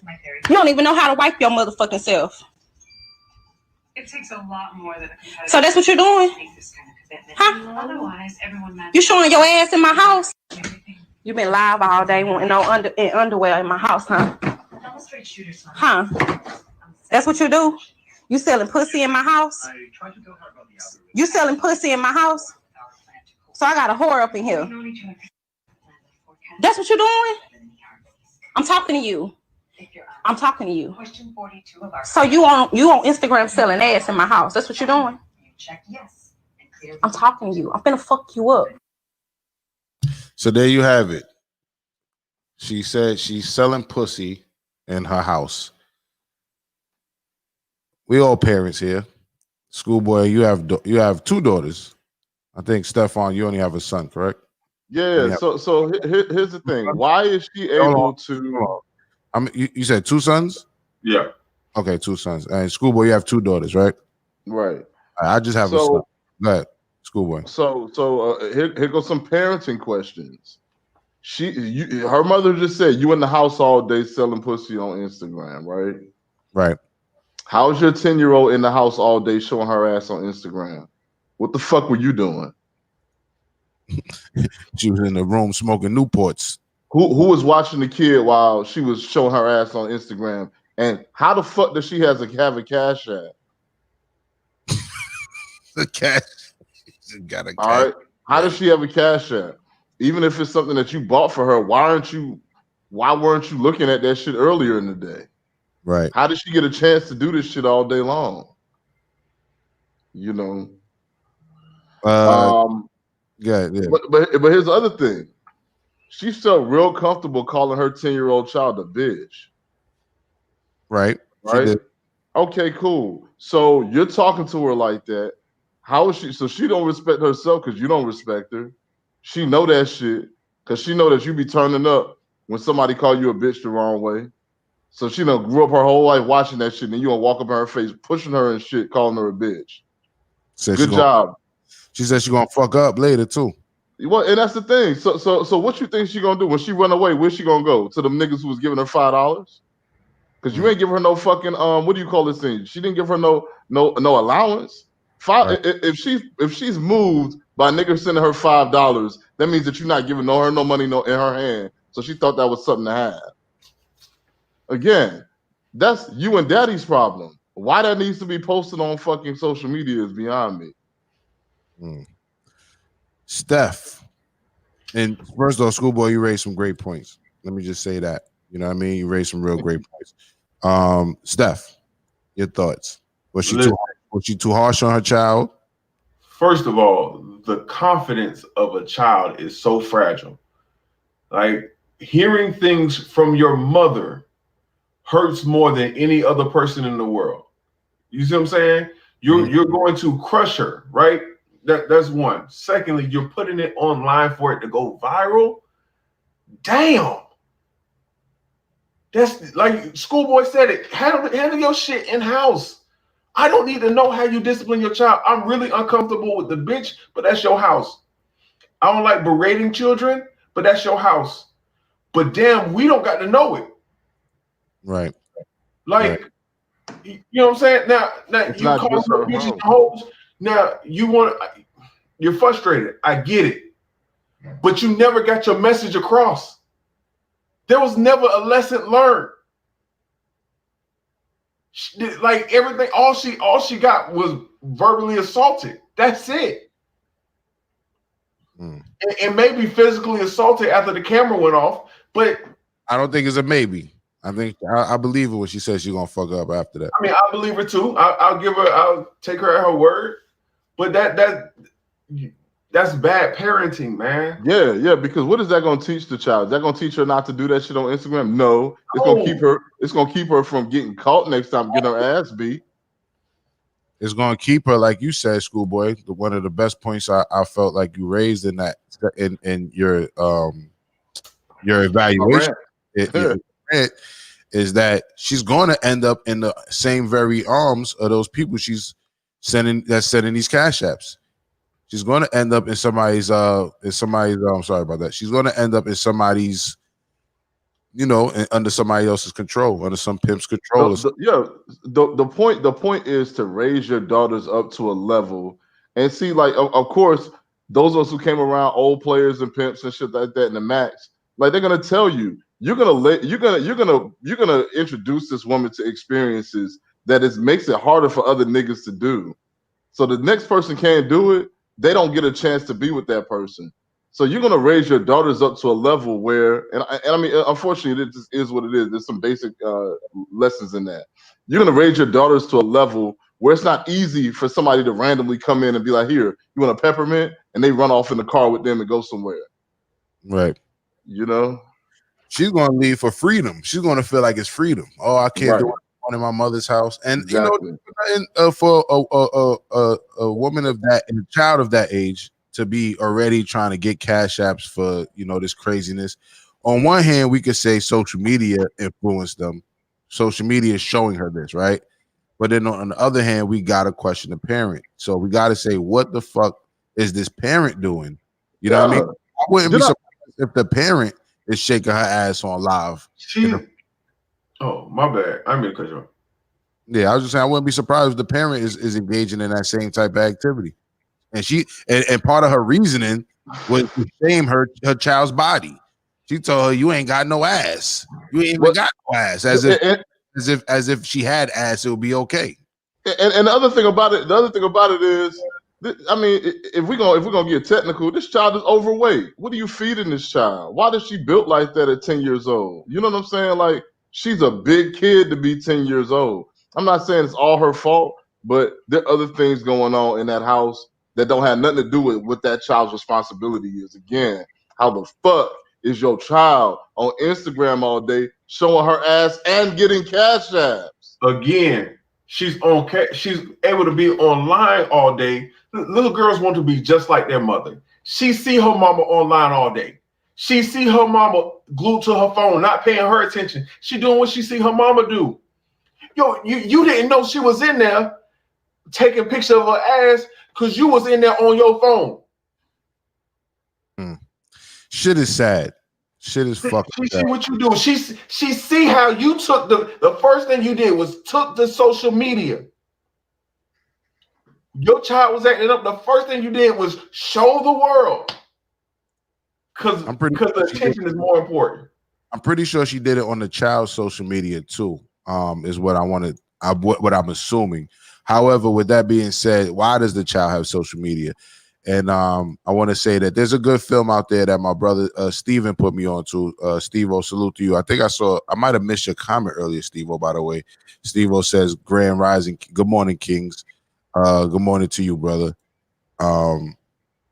Yeah, so but with that being said, there's a movie called it's about social media. I don't want to fuck the name up, but it's on Netflix. It's real popular right now. If somebody in the chat knows what film I'm talking about, please put it in the chat. But it's about social media, and basically people who created social media are saying in this documentary, stating that they won't even let their children have social media, and that since social media has been around, there's been a lot of fuck shit that's came with it outside of the good that comes with being connected. And some of that is like suicide rates and things of that nature of young people. So social media is definitely something you're going to want to shelter your children from until they're of age to be able to handle all the emotions and thoughts and ideologies being pushed out there on social media. With that being said, I'm going to go to the comments. The comments definitely have been, backed up a little bit. So, Redemption says the ghetto, in the ghetto, and Keenan says I saw this video yesterday. Crazy, definitely crazy. And just one love says I have a 10-year-old older. Ain't no way I have a 10-year older. Ain't no way I'm calling her bitch. Shaking my head.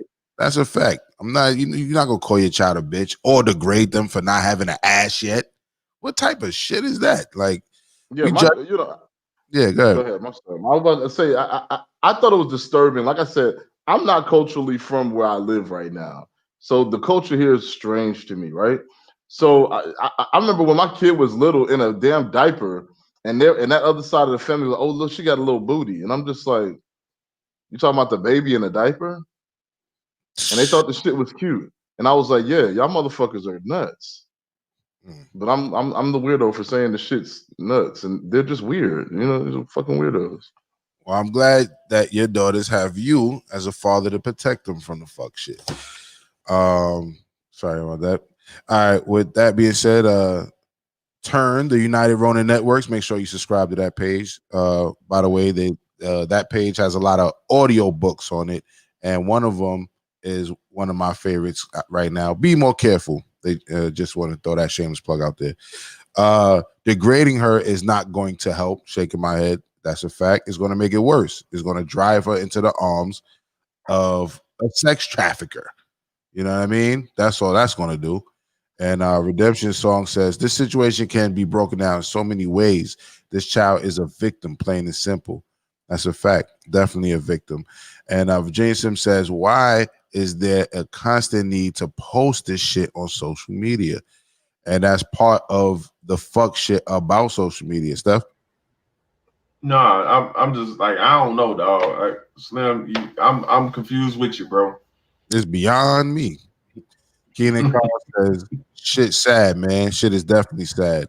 And Terrence is, that was disturbing. It was.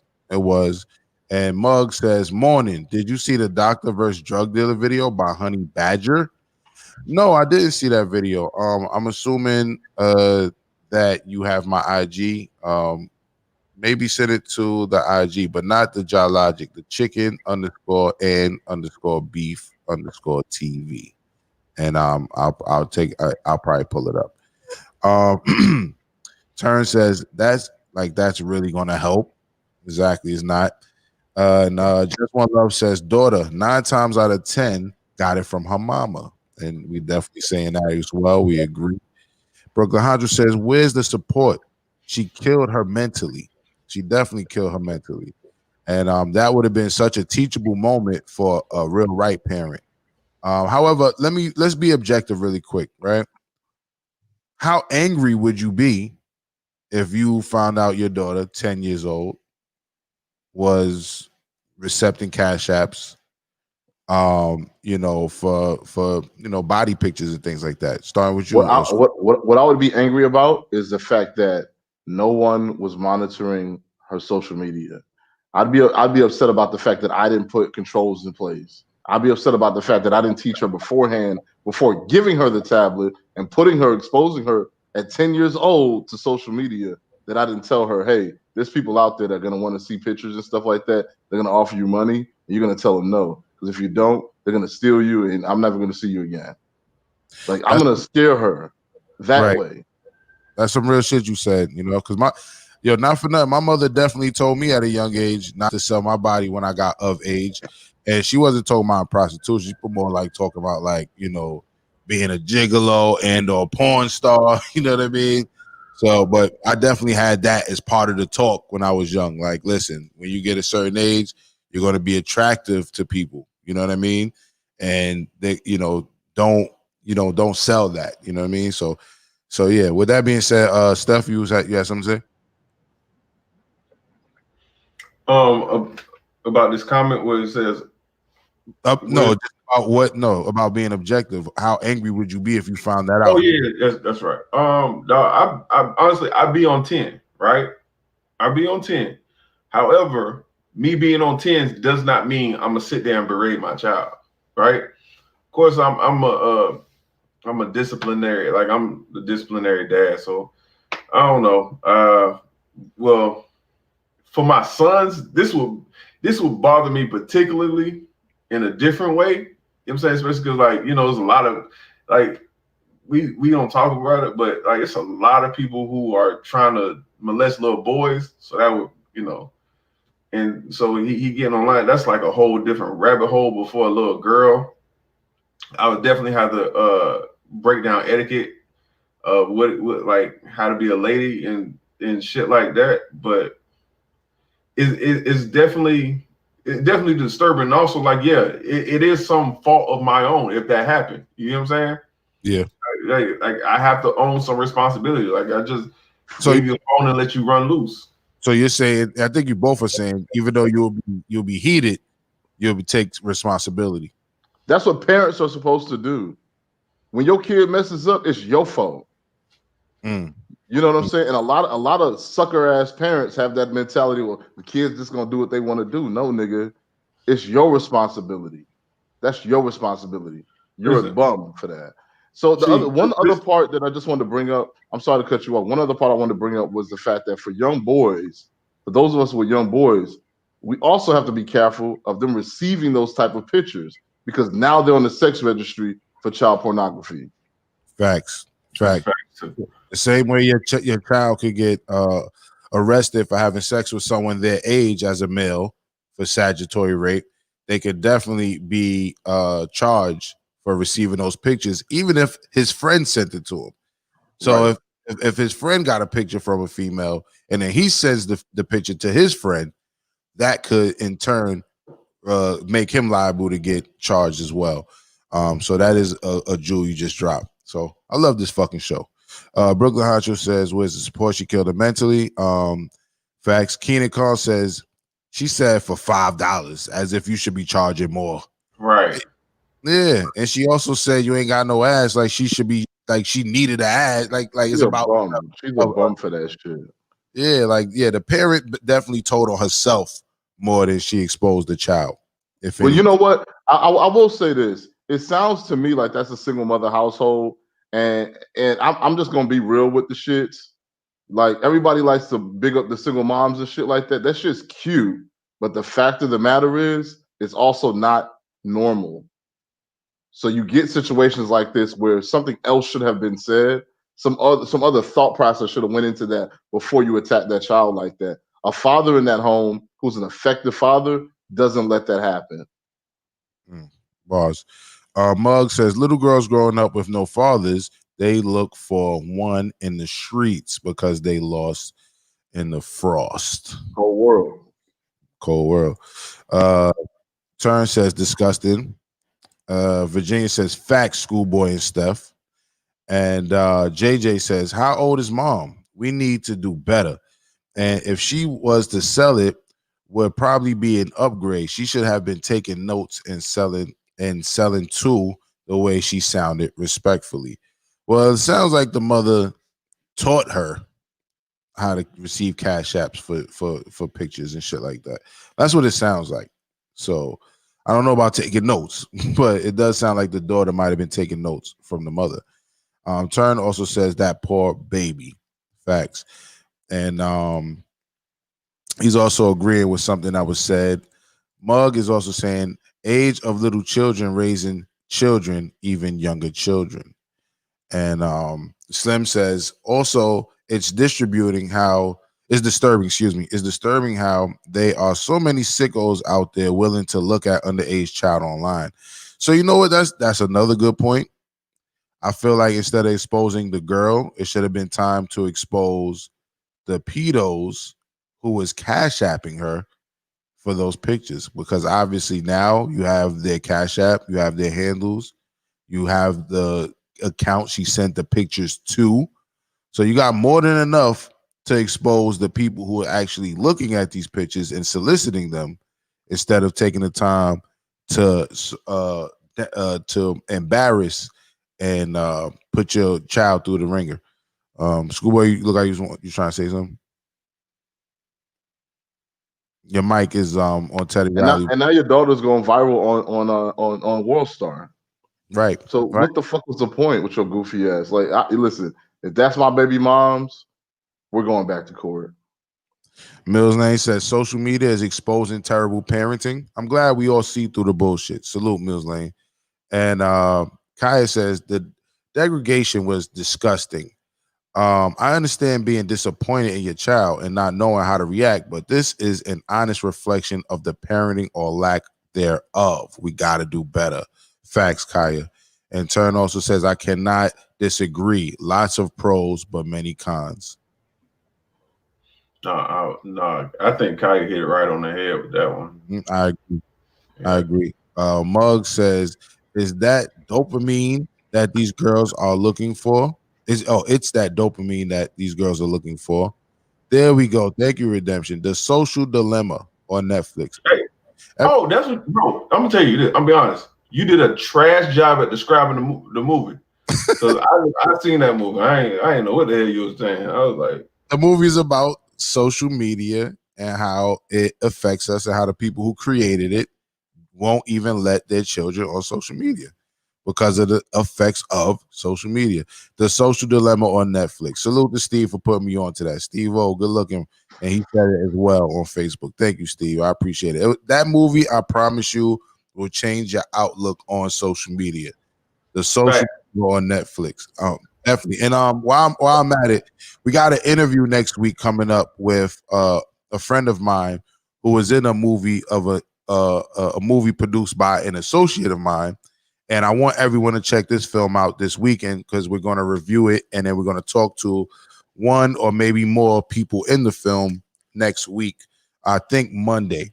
And this name of this movie is The 40-Year-Old Version, not Virgin, The 40-Year-Old Version. And we're going to interview some people from that film next week. And I want us all to be, updated on that film. I want us to watch the film so we know who we're talking to and we know what we're talking about when we talk about this film. So once again, everyone, we like to do film reviews and interview people who create them or are in them. And this film is called The 40-Year-Old Version by Rada Blank. And please check that out on Netflix this weekend. Steph? Yo, that's so crazy because we talked about it while we was in, I guess, intermissions. Yeah. And like, nigga, this is exciting, nigga. Go wait, tell me. That's exciting. That's dope.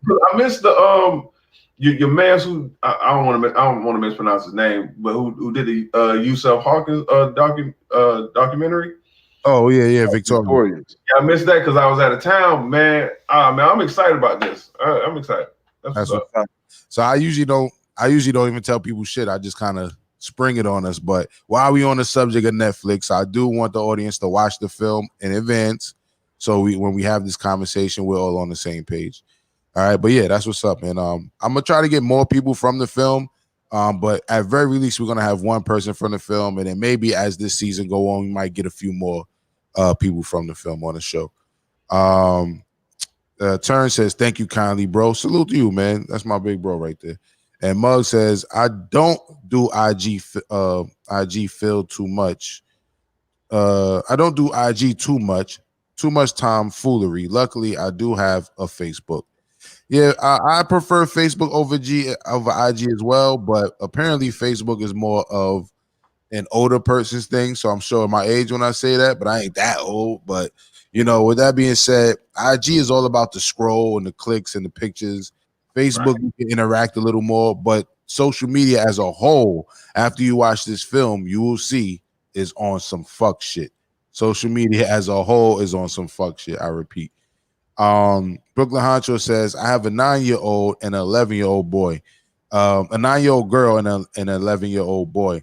They don't have any interest in nothing else but cartoons and gaming. Well, salute them, and obviously you're doing a good job as a parent. Kaya says, it breaks my heart for the kids. You can tell when they're left hanging in the balance.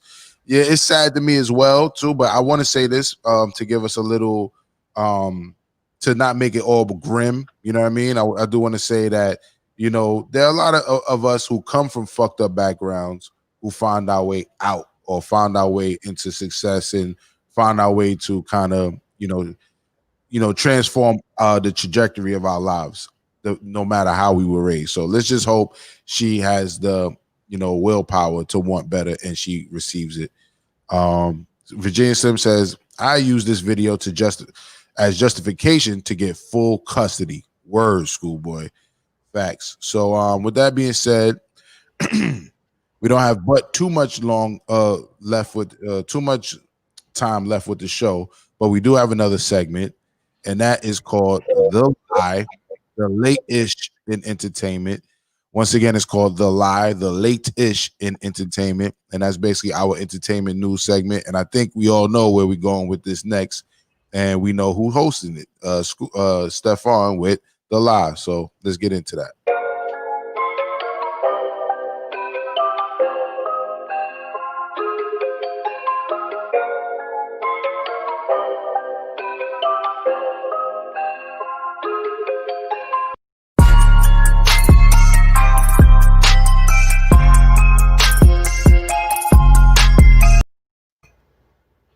What's going on? This is Stephon or StepGotJokes with the Lie, the latest in late-ish in entertainment. All right, last night it was a historical moment in hip hop, especially for the South and Atlanta, particularly. Young Jeezy and Gucci Mane, who had been feuding for the last 15 years, decided to come together and do a versus battle. It was, I'm not even gonna lie to you, man. It was a clear landslide. Jeezy had way more chart toppings hits than Gucci Mane did. However, it was entertaining nonetheless. It had all the thrills, and then especially how they ended it, man. It was a bit warming. They did their song, which went from When They Were Friends, So Icy, which actually put them both on the map. And really plateaued them into the hip hop game. Hey, John, you got a video for us to play? Yeah, basically, there is a video. I just want to say something about the video really quick. Hopefully, first of all, hopefully we don't get fucking flagged for this video. But the video is about the tension, the heart of the tension, and the video is basically this video comes to us from TMZ, and they're basically talking about the tension when Gucci addressed the elephant in the room, basically. So let's get into that.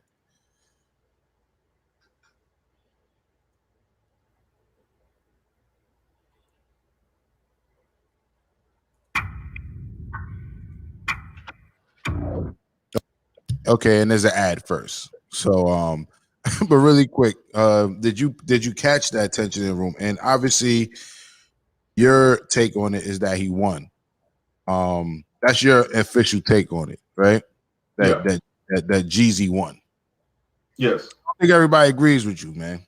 I don't really care. It's a fact. You can't call it a fact if everybody don't agree with you. But hold on, all right, the videos. I think the video's ready. Hold on.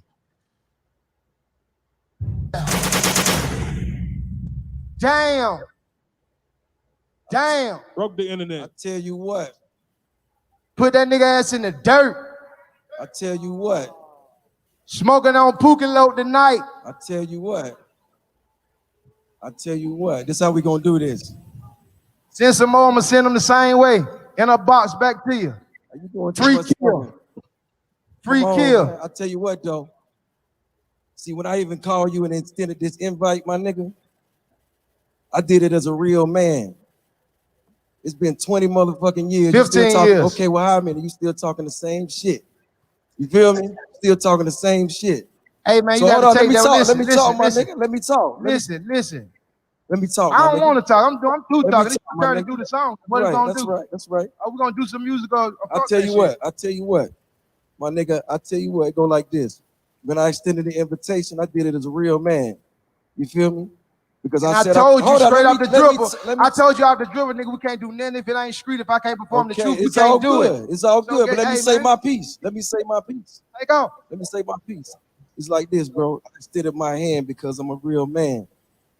And the shit we came from in the street, dog, you seen it, we've been through it, dog. 20 years. 20 years. And when I said I wanted to do this shit for the culture, that's what I wanted to do, nigga. I brought you here to show you the world care about what the fuck we got going on, because we are the culture. You feel me? Me and you, where we came from, what we been through, nigga. Us, me and you. All these kids out here doing what the fuck they do because they saw what went on with us, dog. So this shit ain't about me, this shit ain't about you. You feel what I'm saying? This shit about King Von. This shit about Doe B. This shit about Nipsey Hussle. This shit about motherfucking Pop Smoke, M3. And I'm real enough to do that, nigga, because one thing about it, 2 things for sure, 3 things for certain, nigga. And then he I'm went. the realest nigga out. You already know. Run trap All run right, in all here. right, all right, all right. So Listen, all right. Let's Scuba, because Scuba gotta go soon. Let him say what we gotta say. I was gonna say like he set that shit up and put the whole speech on it. Really, what it came down to was his DJ was better than Gucci's DJ. Gucci didn't really work with the audibles really well on the fly, and Jeezy was hitting him with his little, you know what I'm saying, with shit he obviously practiced. It didn't like Gucci did a whole lot of practice before he got out there. Yeah, but respect to Gucci, he ain't sit down not once. Nah, the nigga was on the stamina challenge. That's you know what? Standing up didn't make us learn the lyrics to songs we never heard before. That's what's up. So long story short, you know, I feel like when it comes to what it was, which was a battle rap, it wasn't hip hop dads go ham. That's not what it was. You know what I'm saying? It wasn't supposed to be the over 40 bullshit. You know what I mean? It was really supposed to be a battle rap. And in terms of battle rap, Gucci came at this nigga Jeezy neck the whole time. And yeah, Jeezy came out with the whole shaming. I'm gonna shame you. You're not being mature about the situation. That's not what we're here for, bro. You're here to entertain me, nigga. I didn't come here for real estate tips. I didn't come here for a fashion battle or fucking jewelry. I came here for the bullshit. This is the part I don't like. Because this nigga get to go and he get to run and I don't get to read his ass real quick. All right? Read me up. All right. First off, Gucci played his best song to date, his most popular song with Bruno Mars on song number 7. He ran out of hits really fast because no one knows what the fuck music he makes. He sat out for 3 years in jail, not making music. You forgetting that? Are we forgetting that? It's a lot of opportunity. He could have made good music that he didn't. It was just being fair. So he lost time and he lost content. He was getting chopped up with one album. Gucci Man, Jeezy at one point in the game, I was never a Jeezy fan, but at one point in the game, he was a top 5 rapper. He just was. Gucci Man has never been a top 5 rapper, ever. That's just a fact. We're talking about songs that charted, good songs, quality songs. Okay. If you want to be the mixtape king, you got blown away. He got desperate. Hey, he playing his old shit. Song 17, here he go, all white bricks. Come on, fam. That nigga was reaching, talking about his clothes. Come on, fam. You getting your ass. Hold on. We gotta also remember, I think the best comment of last night was look at my opponent. Nah. The best comment I seen on social media last night was damn, Gucci done lost all his weight. I forgot that the nigga's still slow. Yeah, Gucci a little bit slow, bro. I remember when Gucci first came out, I was like, okay. Then I heard the nigga in an interview, and I was like, damn, this nigga really like is lost in the sauce, bro. And so long story short, this nigga Gucci, man, makes music for like the kids. He basically one of the slow kids that made it, bro. Some of them slow kids be smart in other places. So he might be quote unquote slow, but that dude, I think he's smart in other places. That dude didn't read the room correctly. That's the issue with the verses. His DJ wasn't prepared, and he didn't read the room correctly because the room really reacted to Jeezy when he stopped him on the, hey man, I came to you like an adult. When it was obviously staged, and he ran right into another story, another song. But like I said, like he really Play it again. Play the video again. You don't got to play the video. You ain't got to play the sound. Just play the video again. And I want you to see Gucci's reaction when he walked right into that setup. He knew he lost. Go back to it. I don't know, bro. Let me go to his comments, man. Kenan Khan says Jeezy top 5 rapper. What the fuck? Yes, nigga. I don't even like him. But top 5, that's that. I don't know. Or Kenan Khan says Big Gucci. I think Gucci won too. You know what I mean? Kenan Khan says he got hits that he didn't even play. Steph, just admit it. You don't like Gucci. My nigga, he did not play My President is Black. I'm talking about G. You don't forget that. But that song, didn't it? That song is trash though. That song is not fucking trash, dude. Shit's trash. Right, you're biased. Clearly you're biased. Song charted, can't be trash. Yo, but you know the part that we're missing. Everybody acting like Jeezy's the top 5 rapper. All right, family. He was at his time in 05. He's not though. He's not a classical rapper. He's not gonna have longevity in the rap game. He's gonna have more longevity in real estate. That being said, let's remember, it's not like Jeezy was just off the fucking street. The nigga was picked up by BMF. He had the whole Black Mafia family behind him promoting his shit. He's supposed to be a top 5 rapper. He's their fucking front man. Again, he still had the game. He had the South going crazy. Y'all, I don't know if y'all, maybe it didn't rain like that up north.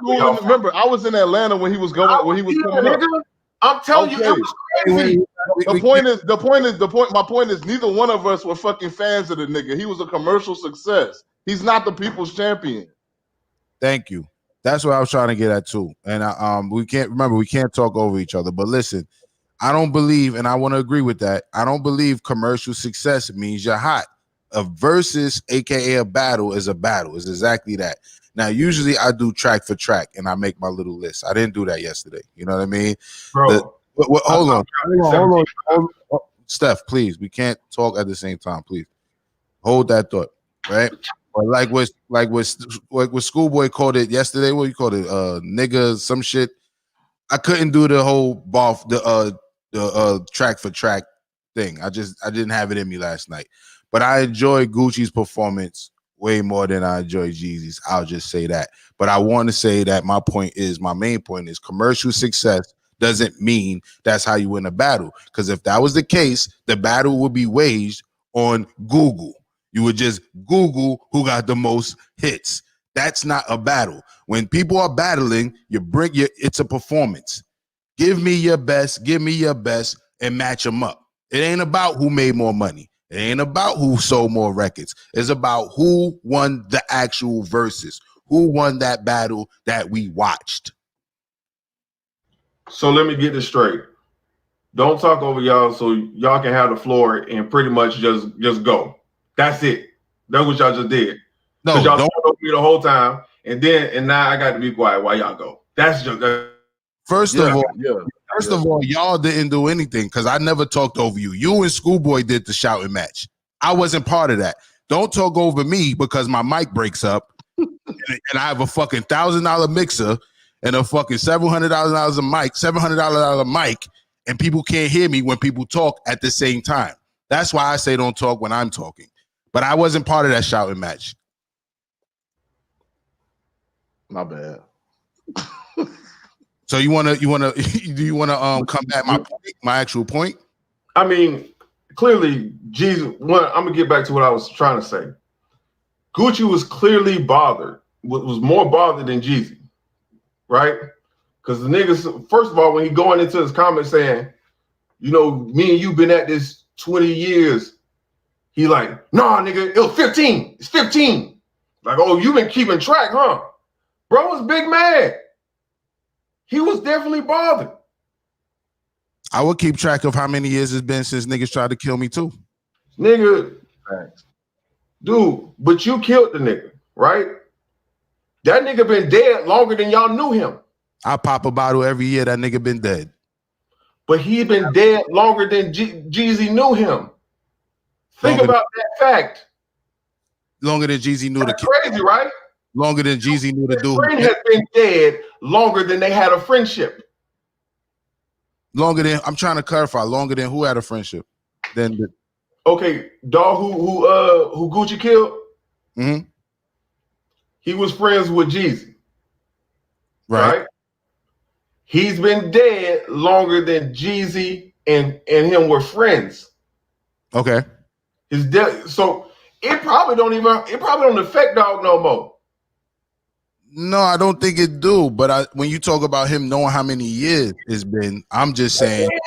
Yeah, you big man. I would say song and you thought you was going to win the round and you didn't. He walked you into looking like a clown. I don't know if it was about. First of all, he got mad after Jeezy responded to what he said. If you asking me, this one comment, and where's that comment at, is on point. JJ says Gucci was the bully. Let's be real.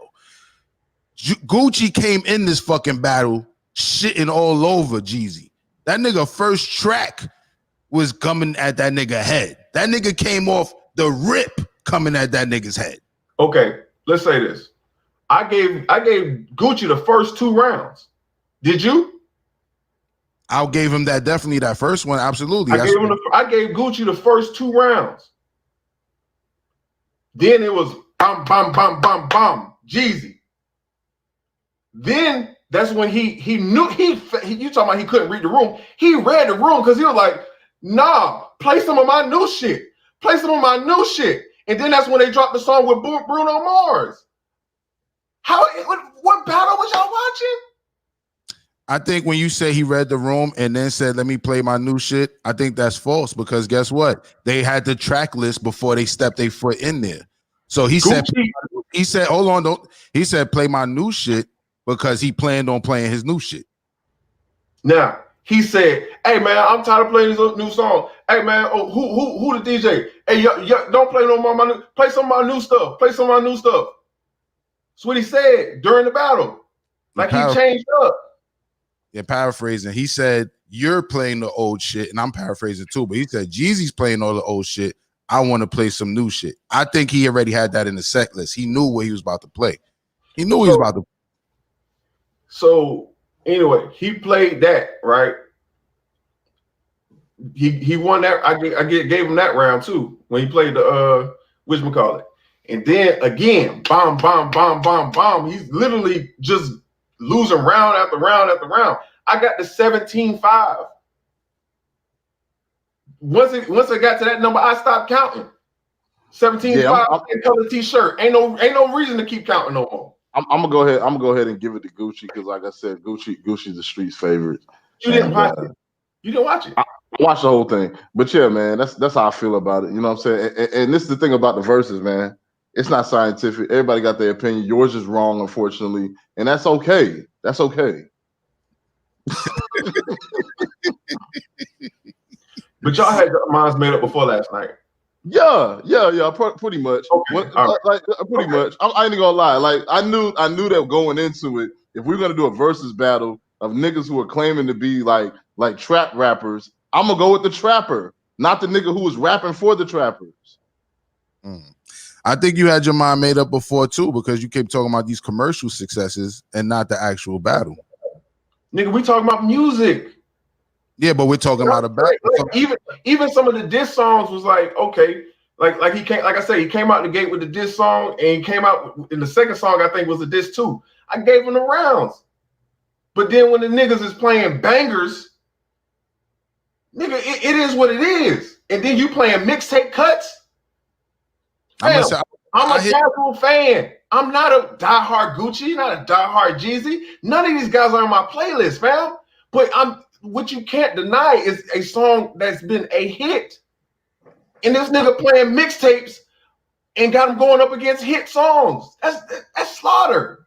I will say this, right? I will say this. I think everybody's point is valid. You know me with people's points and opinions or whatever. I think everybody has a valid opinion. But however, you know what I mean? Like the homie said right here, JJ says, Jeezy got more radio hits though.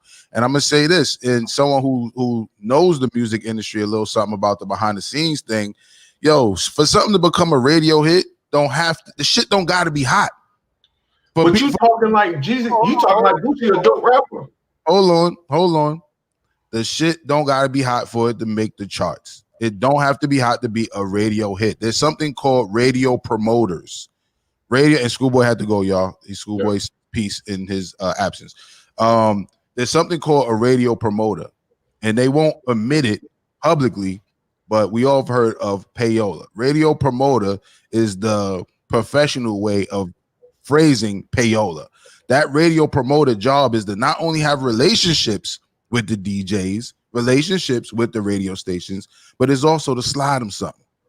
You know what I mean? So, for something to chart commercially or chart on the radio is not impressive to me. But for somebody to get the heart of the people, even if it's via mixtapes or whatever, to me, that's the sign of grassroots success. I'm independent, but I'm balling like a major artist. I stay high like giraffe pussy. We going off the battle. We go off the battle just the same way a song could be. I stay high like giraffe pussy. The same way you said yourself, a song could be hot, but it's trash bars in the song. No, that was trash. No, yeah, that might have been, but it probably came from a hot song. You know what I'm saying? So you said yourself, trash bars can be in a hot song. You feel me? So once again, to me, commercial success does not equal your right. child. And also, and when it comes to the battle, it has to be a battle. I'm gauging the battle, not the success of the songs versus the other song. Go ahead.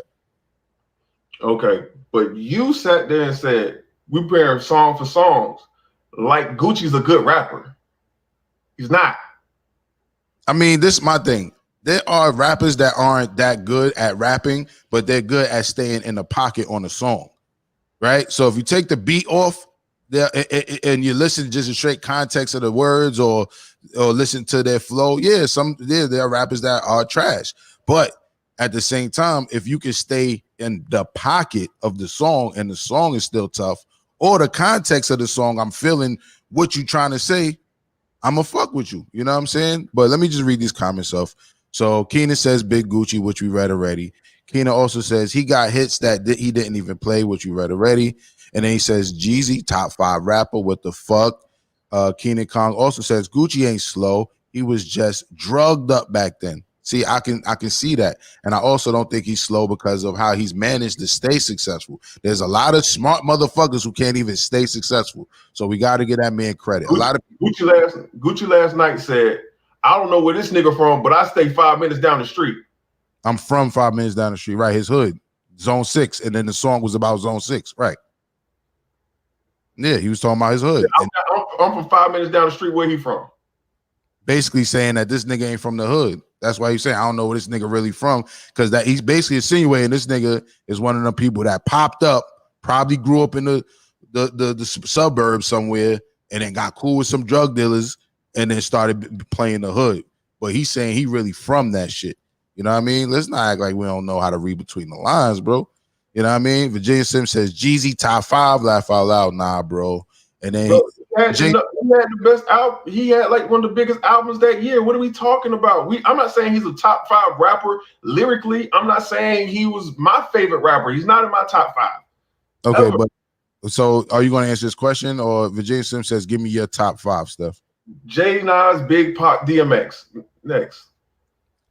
Keenan Collins says trash. Not to you, what you just said, but he been said that.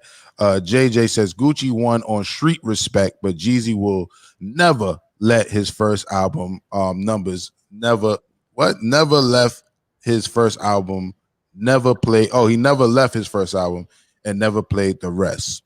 So basically giving him props for only using, I guess, that album. Keenan Khan says he had Def Jam spending bread on promotion. That's a good point. So it's not just about the radio promotion, it's about the overall promotion as well. And like I said earlier on another episode, and you asked me, so y'all was wearing that in New York. We wasn't big on long tees, but the snow shirt, that logo being on shirts, and preferably long tees, because that was the style of that shit did make it to New York, because they did spend a lot of money on promotion and they did promote heavy in New York. So we did see a lot of those t-shirts in New York because they marketed it well. Keenan Khan says, plus a Jay-Z cosign. Yeah, the Jay-Z cosign was crazy. I think I gave him that round, but I wasn't really tallying it up. JJ said streets respect Jeezy, streets love Gucci. Bro, I need this to be said. I am not a street nigga. I am a casual listener. I only tuned in for this one thing. I don't listen to these niggas on the regular. I'm giving you an objective, honest opinion. Dog, I counted the rounds. Okay. Oh. All right. Fair enough. Father Noel says these niggas arguing like chicks. Well, you might be new here, but at the end of the day, if you're funny, we'll fuck with your joke. But if you're not, we're gonna eventually bake your ass, even if you don't got a profile picture. So I don't even take offense to that because we was going at it. So I wasn't arguing too much. Y'all niggas was doing the back and forth, arguing over each other. But Keita Call says 20 is not the same as 15, though, Steph. Captain Obvious. And Keenan Call says, huh? I thought he was from Macon. Where Jeezy from? I don't know where them niggas is from for real, Keenan. I didn't study their history too crazy, but apparently Gucci is from Zone 6. Turn says that was a figure of speech. And JJ says, what's on paper don't speak for the people on everything. And Father Noel says, this nigga gone. I'm not sure what nigga you're talking about. 62L says Hemi Power. 62L Hemi Power says Gucci said he didn't have a playlist. Interesting. Maybe I was wrong about that. Okay. And Father Noel says nigga clowning him. He definitely clowned him for sending people at him. I think it was more of an issue of is he snitching right now? Like this nigga's on Apple TV and everywhere else talking about you send some more, I'm gonna send them back. So that was pretty interesting. 62L Hemi Power says facts. 58 Jones salute. That's for y'all who don't know, y'all can subscribe to that page because that's the homie J58 from Straight Up in the Morning who will be here tomorrow for our Saturday morning show. Straight Up in the Morning, hosted by J58, Twan Cass, and C. Salute to them. Sonically, Jeezy violated him, but Gucci had the streets 13-7. Yeah. I find that interesting because when you could hear crowd, if y'all were watching and listening like I was listening, I heard crowd reaction. I heard crowd singing the rest of Jeezy's lyrics for him. That never happened with Gucci. I'm trying to figure out what streets are we talking about? What are we talking about here? The street niggas that they didn't invite in that club that night because they didn't get turned up. Jeezy probably was rolling with a bunch of yes men and all that was dressed like how Gucci was dressed really on stage. If you watched, Jeezy showed up solo. Gucci had the entourage. No, we didn't see the whole audience. We only saw Gucci's entourage walk past the camera, but we did not see who was behind the camera. We did not. Let's not say that. There was one camera angle the whole time, so we really don't know who those people were that were out there cheering. Let's be real. Okay, but let's be real too. Gucci was bobbing to Jeezy's music. Yeah, he had to bob. He was standing the whole goddamn time. He was feeling it.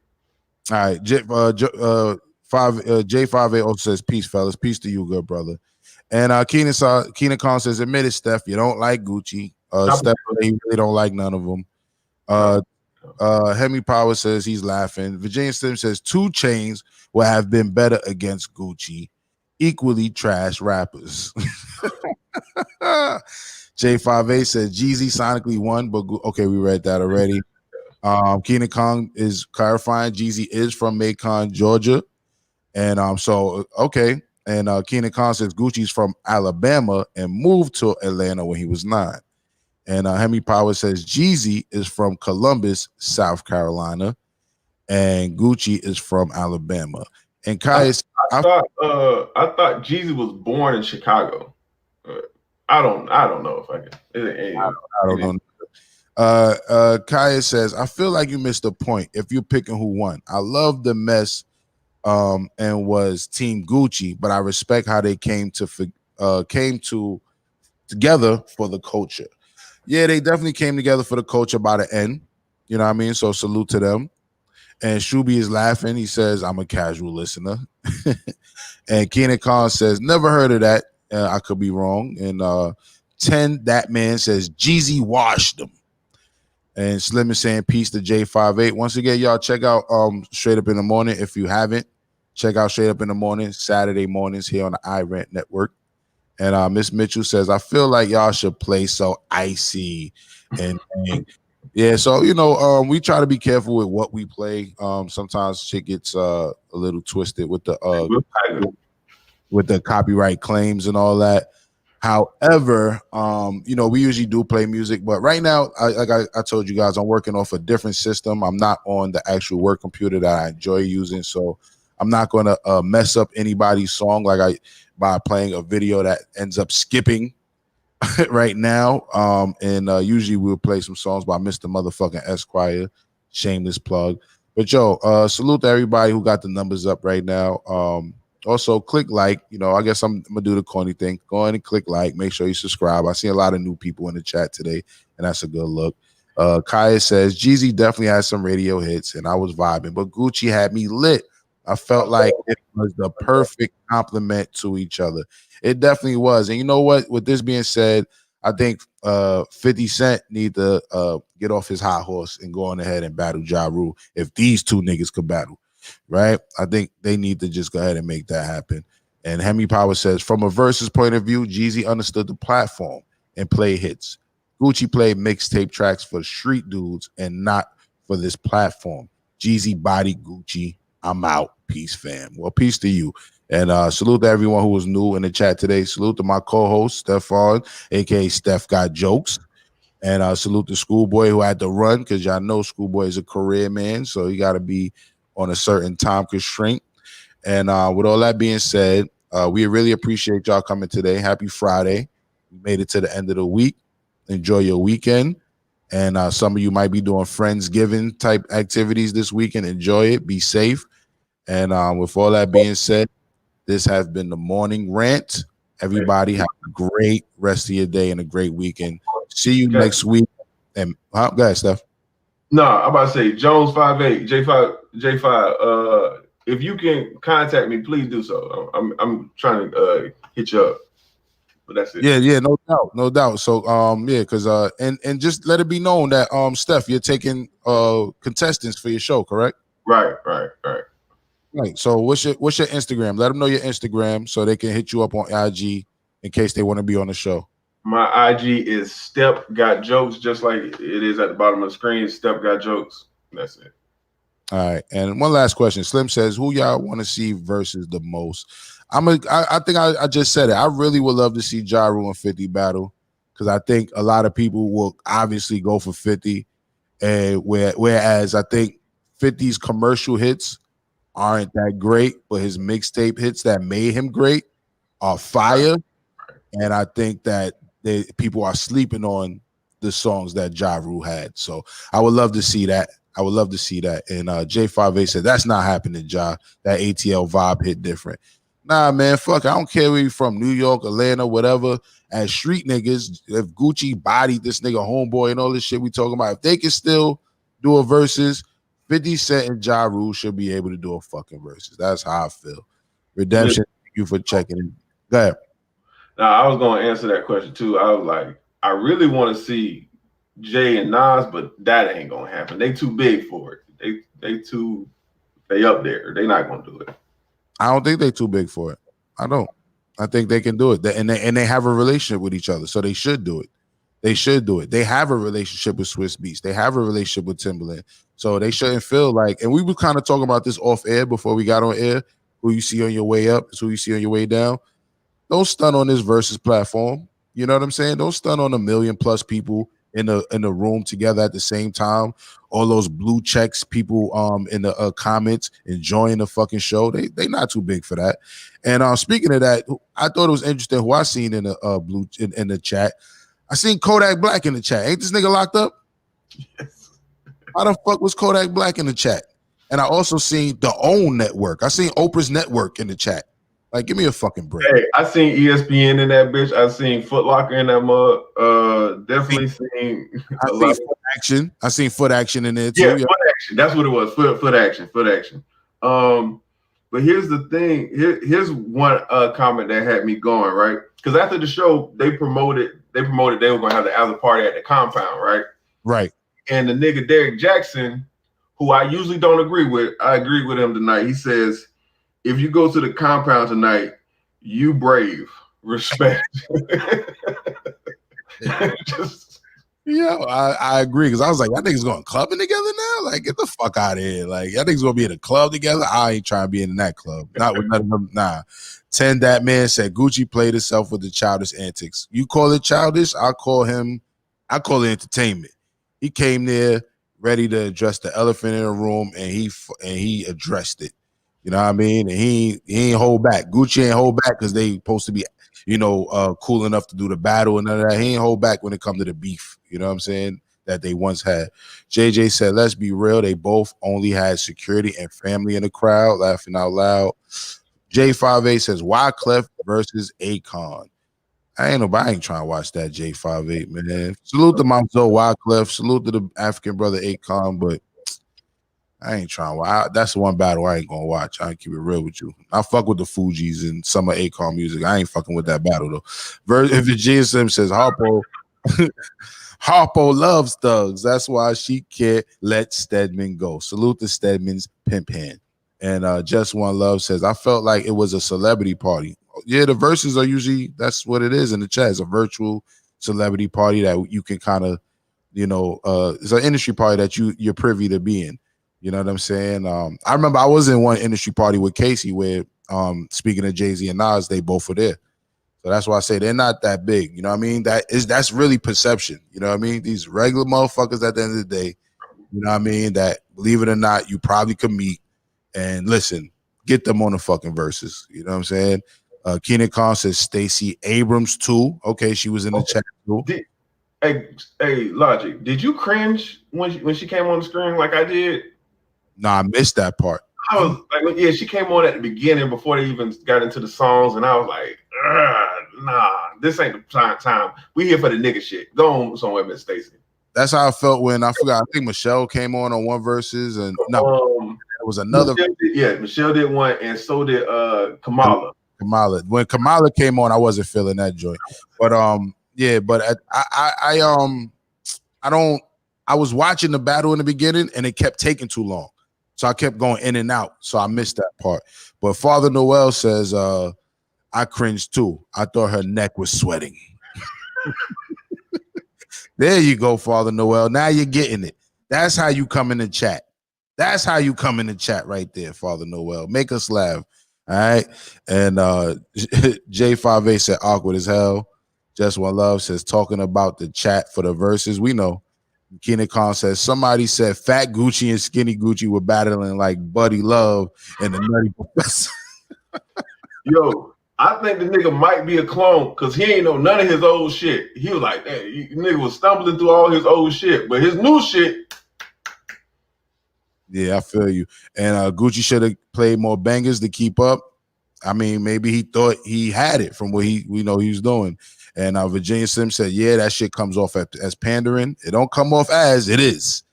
It is. That shit exactly what it is. And you talk about shameless plugs. It is so shameless. It's I don't like it. You know what? Black people, we sell everything, even politics. We sell everything. Our influence sells everything, but we own nothing. And apparently we're selling culture too. Yeah, we are. Apparently, that's a fact. So with that being said, once again, salute to everybody. Tune in tonight. Trash Bars for 500. Stephon's game show. Make sure you tune in tonight. That shit is gonna be a good time. You heard?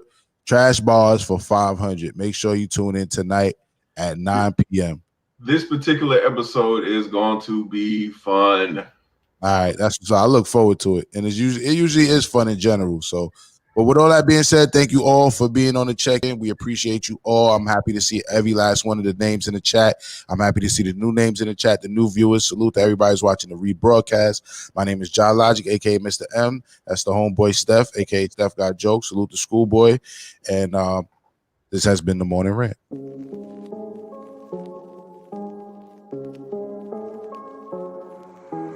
That's a clean.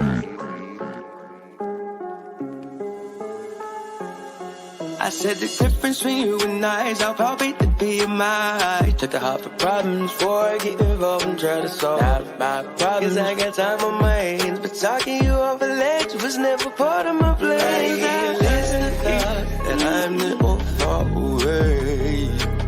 Not my problem. Replace the thought with the fact that we're both okay. Consider this. Oh, those romantics that left me, those synapses, those energies. And now the word was spoken, and I put silence unbroken. Always the same lane, same ocean, but not frank. Like Drake with all his woes. I said the difference between you and I is I'll palpate the BMI. Check the heart for problems before I get involved and try to solve not my problems. Cause I got time on my hands, but talking you up the ledge was never part of my plan.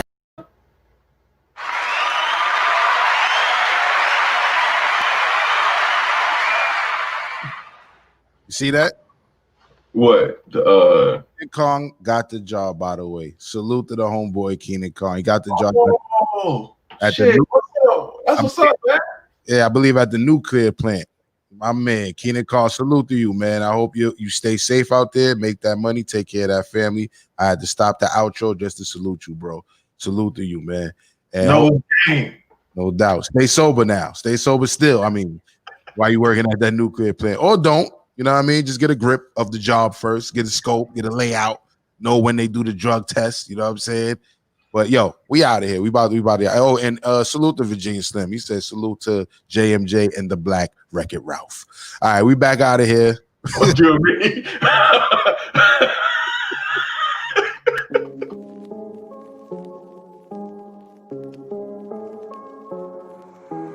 That's a clean.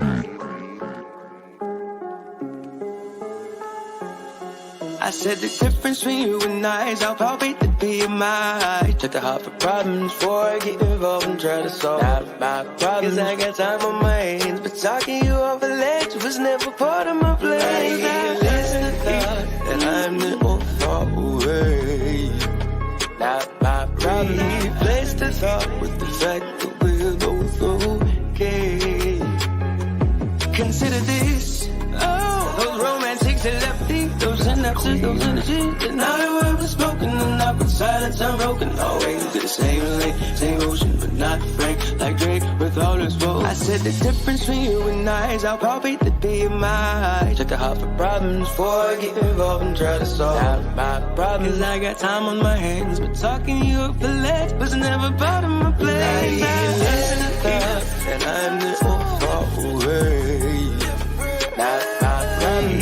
Replace the thought with the fact that we're both okay. Don't get me wrong, I'm not looking for a body with no baggage. It's savage. I'm talking about dipping out on the people that don't unpackage their grief. Your presence is their relief. What they need when they weak is some wisdom. Focus on fixing your mantra. What's repeated inside your skull will come back into hindsight. Or it may come back, motivate and time. Reverberating in the concept. It echoes. That's why I spit phronesis. The lyrical literature leaving my lips is a thesis. I'm making sure that if you listen and you learning too. Cause every lesson that I've learned is the goopy clue. Release this philosophy. If using my discography means every penny earned and every penny that's got to me. Whether lump sum or residual from royalty is getting bequeathed to all members of my family. The difference between you and I is I'll palpate the BMI. I said the difference between you and I is I'll palpate the BMI. Release